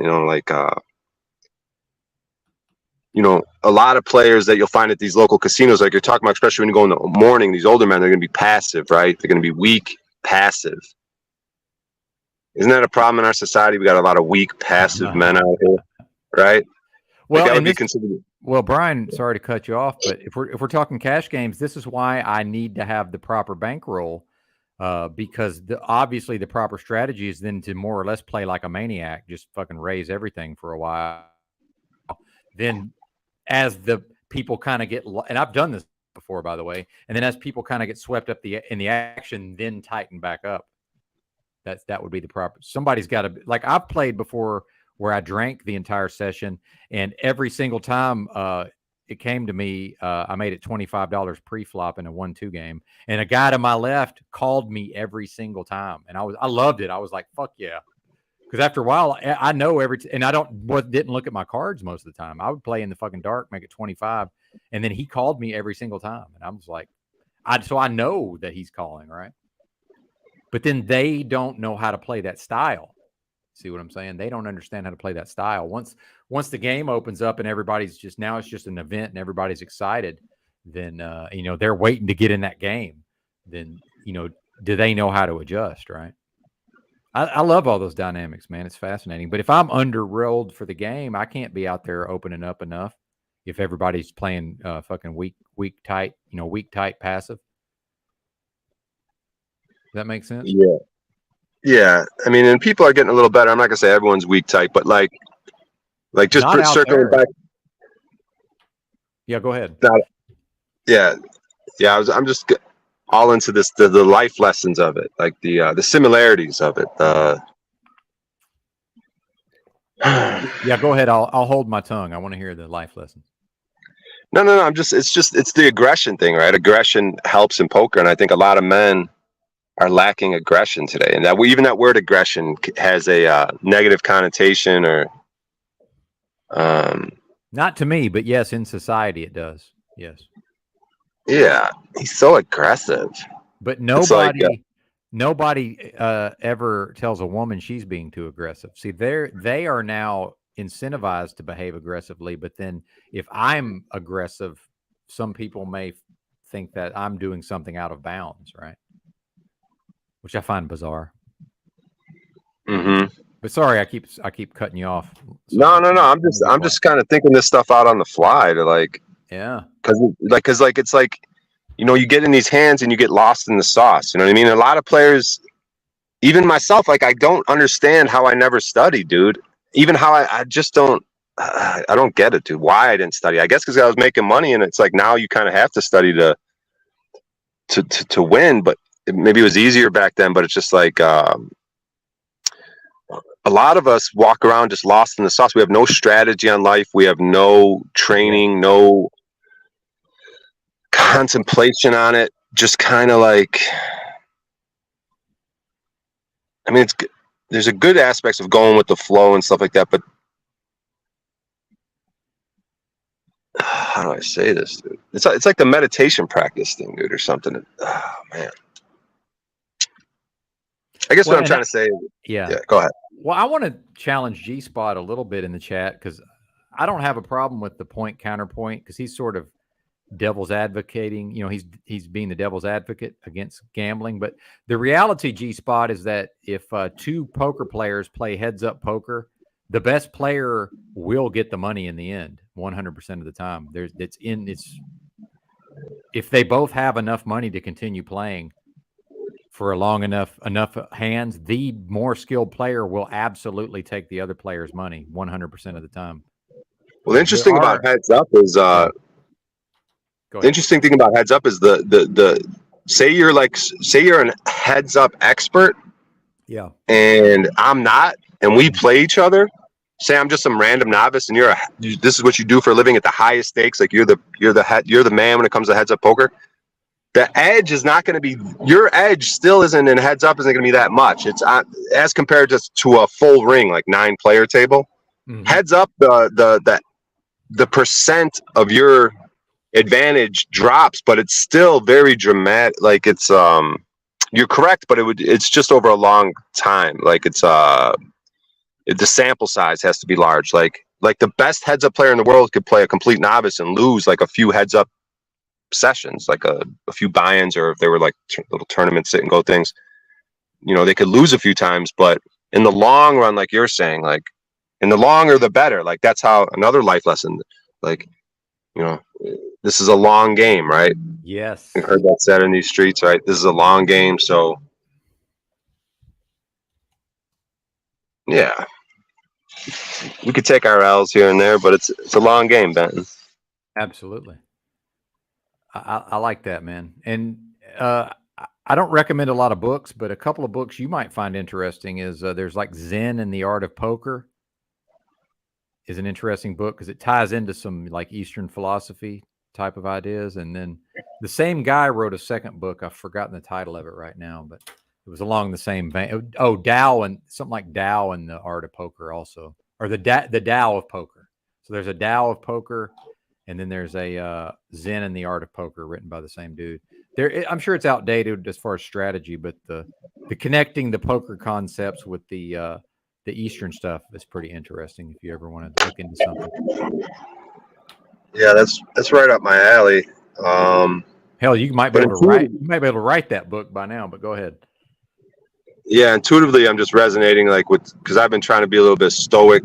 Like yesterday, I was kind of paying attention to how I'm practicing being stoic in different situations, and I had a thought that I wanted to connect that to. I kind of lost it. Oh shit! But you were talking about Zen and stoicism. I don't know. I guess I'll just.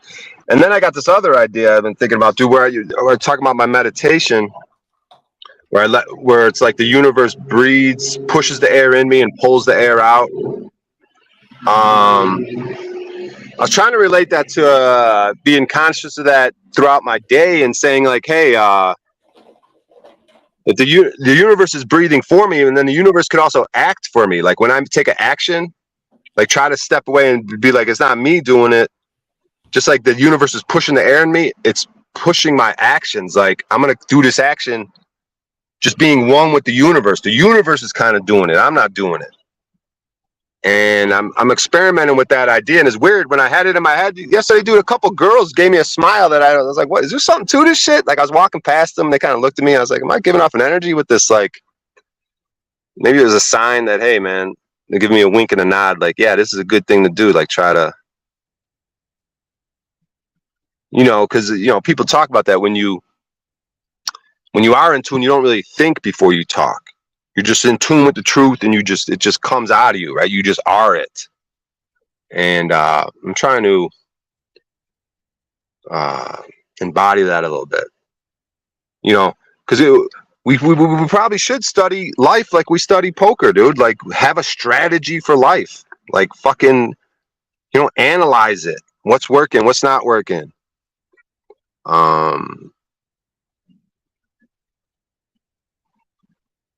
But there's a double-edged sword in that for some people. They overthink shit, overanalyze. But that's kind of a thought I had, man. I don't know if that made any sense. It did. I've started eating. I figured you might be able to just keep pontificating. You're all good, man. I got to finish bathing and start my work day. So, yeah. To the chat, anyone, man, fucking sorry if numbers dropped and you guys don't fucking like the shit. I'll try to keep that in mind, maybe. Try to not be selfish, but it's not you. I think it's the poker content. Yeah, and we can relate it to these life lessons. Like it's all going to come down to life lessons. I got these tickets. How do I relate this to the tickets? Strategy, dealing with these guys, doing my research, and then you got to play. So maybe I got to play with these guys. I'm not saying I want to walk in that courtroom, but I could study what I want to do with these people and come up with strategies. But I got to kind of mix it up with them, roll around with the pigs a little bit, get dirty a little bit somehow. And it's probably going to happen one way or another, like with all these tickets. So we'll see how this washes out. It's decriminalized, these tickets here in Nevada. But if I stick around or if I leave and get warrants, I don't know. There's a lot. So we'll see how it all plays out, man. But just want to give you an update on where I'm at. And yeah, man. I love the update. Yeah. So I'll be back on other streams later talking about the tickets, and people will make fun of me for playing poker while I'm on, and how I'm an addict and this. So today will be a good day, dude, and we'll do it again. And maybe we'll chat again tomorrow, Benton. I appreciate you having me up, man. It's always good talking to you. Yeah, man. You as well. Have a good day. All right, brother. I'll talk to you later. Peace out. Peace. And apologies that I'm eating, but as I've gotten older, I have trouble understanding how old people are. I'm kind of curious. Are you still in your 20s, G Spot? Because if you are, I want to challenge you on a basis that you may very well be meeting the challenge. But do you mind? And now I'm having deja vu. I feel like I've done this exact same thing with someone different at some point. Oh, I forgot to get rid of my banner. My apologies. And apologies to Yurt for playing his broadcast and then completely abandoning that. That happens sometimes. But G Spot's 32. Okay. Well, it still works. So it's none of my business, so feel free to not answer any of these questions. I'm just curious based on the way you're talking about ladies. And again, I have no issue with anything you're saying necessarily. I'm not Captain Sabaho, but and I do need to finish eating my food. So let's try to do both things at once. My apologies for eating on camera here. But do you have ladies in your life currently? Are you banging broads? Are you in a relationship? Like, what's going on? And I'm assuming you are, but I'd need to clarify just for my own purposes, if I may.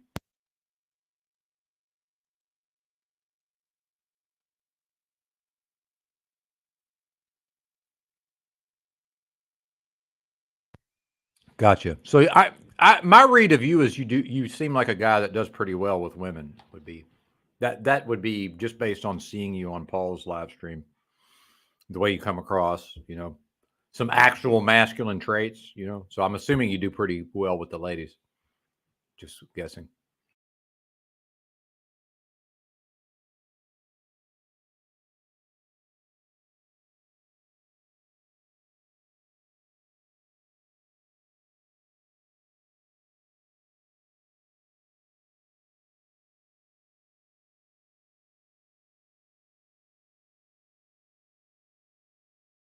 Oh, O'Shea with the tickets. Yeah, I don't know.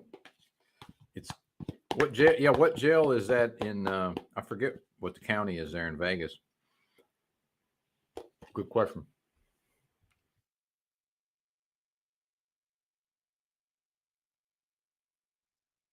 Yeah, that's what I figured. Geez, and I wasn't accusing you. I just wanted to clarify that. It's one thing for a guy to talk that way, and he's literally doesn't get women. But if it's somebody who has women in his life saying things like that, it's kind of a different thing. So I just wanted to, for my own purposes. So thank you. But yeah, my initial read was correct. That's good to know. Well, hey man, whatever. Look, that's none of my business, sir. That's not my style, but that's none of my business. Whatever gets the job done. I'm not here to police people's lives on those levels. Mm-hmm.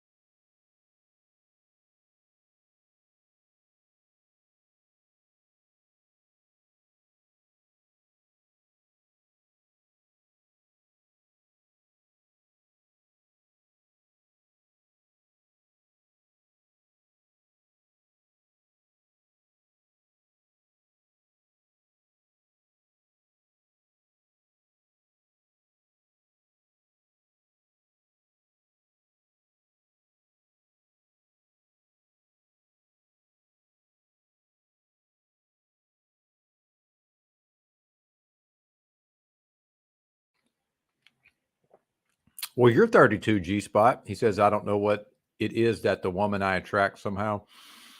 I think I know what you mean.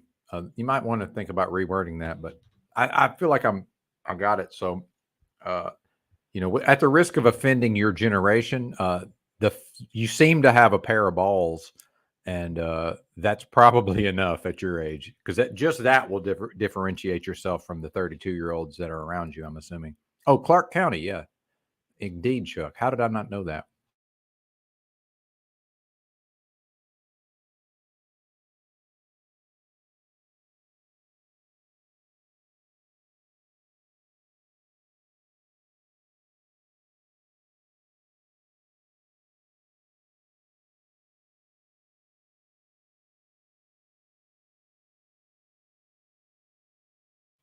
That's pretty funny. O'Shea going all in jail.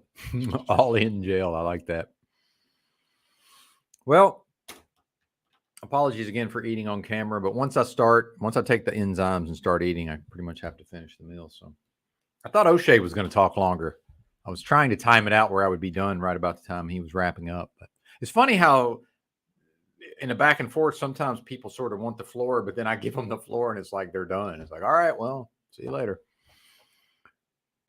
Typically, actually, from what I understand, I do watch some prison, some prison content, ex-cons or whatever that are running channels. That I like that 23-in-1, Lockdown 23-in-1. I like that channel. Death. Y'all ever checked out old Death over there? And let's leave on this. I want to and he played poker in prison. He said, I think he did tattooing and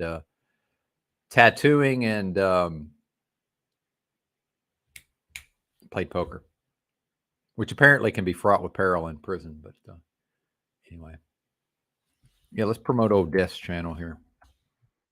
Not quite sure why they call him Death. 20 Lockdown 23-in-1. Anybody watch this? Anybody ever seen this? Pretty good channel if you're into prison content. Oz. I was a big fan of that show Oz back in the day. Anybody remember Oz on HBO? Pretty good show. Yeah. At Lockdown 23-in-1, 734K subs. Shout out to this fella making his living on YouTube. Yeah. If you're into that sort of thing. Well, I'll wait a minute and see if the any of the commenters have anything. It's been a pretty great stream.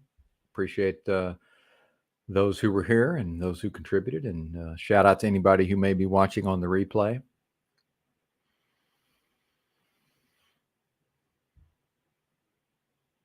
What am I doing? Oh, okay.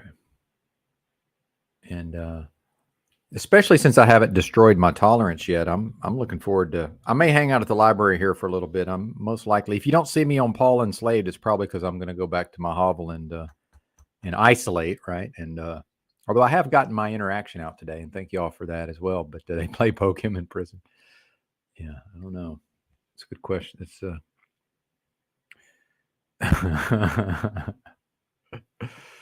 oh yeah, Pokemon.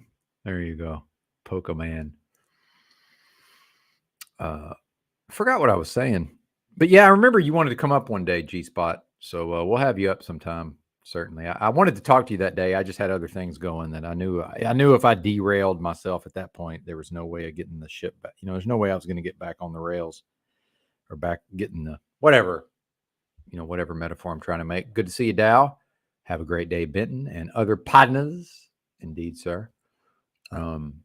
Who's live, by the way? I know I'm pretty sure OTW's live, so let's go back to him. We'll end on whatever OTW's doing. Besides that, I mean, I Notch actually is don't over have there. any real quarrel with any other real YouTubers. Yeah, I mean, next I time, even enjoy Snafu.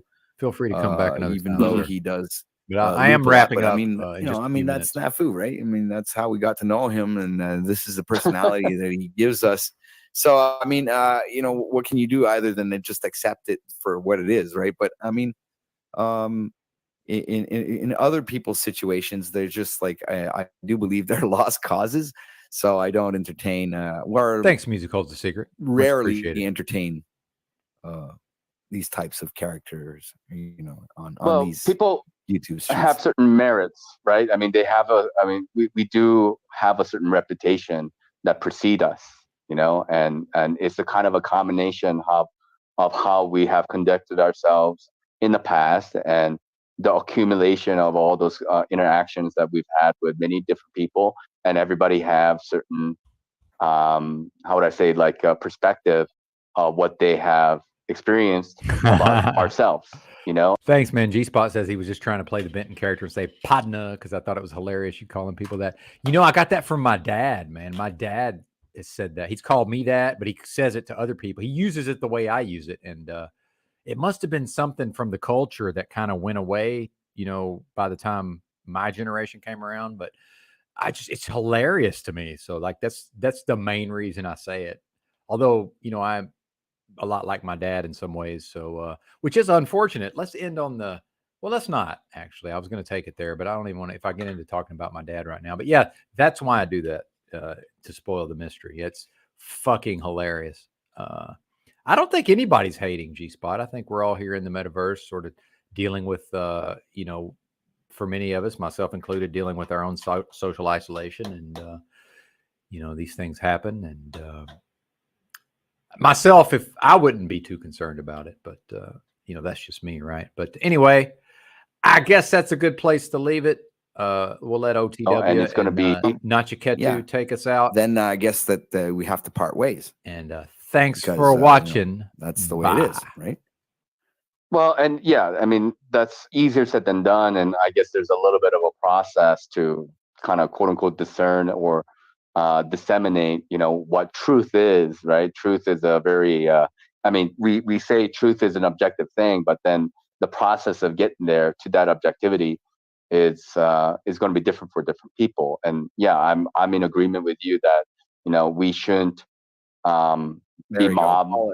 Paul says it perfectly. A common bond. There we go. Thank you, Paul, thank you, sir. Yeah. So, yeah, I mean, like we should want to, be, aligned with the truth, no matter what, right? That's part of and then why would you want to incorporate any kind of falsehood just because, you don't want to feel alone or anything like that, right? But that's where the group dynamics and politics kind of get mixed in, and whether you like it or not, with kind of to me, this community, right? Because we have all kinds of people in this community, and some people are a little bit more bound with each other based on their experiences, cultural backgrounds, their internet interactions, and so they feel like they're kind of a team in a way, you know what I mean? And they support each other based on that though too. And sometimes truth can be sacrificed a little bit or a lot, unfortunately, because of that interaction, True that. That's absolutely true. A lot of people will no, but a lot of people will resort to small little lies just to avoid a certain truth that they don't want you to know about, or it's really common actually. I've seen all kinds of people do it all the time, and it's just that's where hypocrisy is born.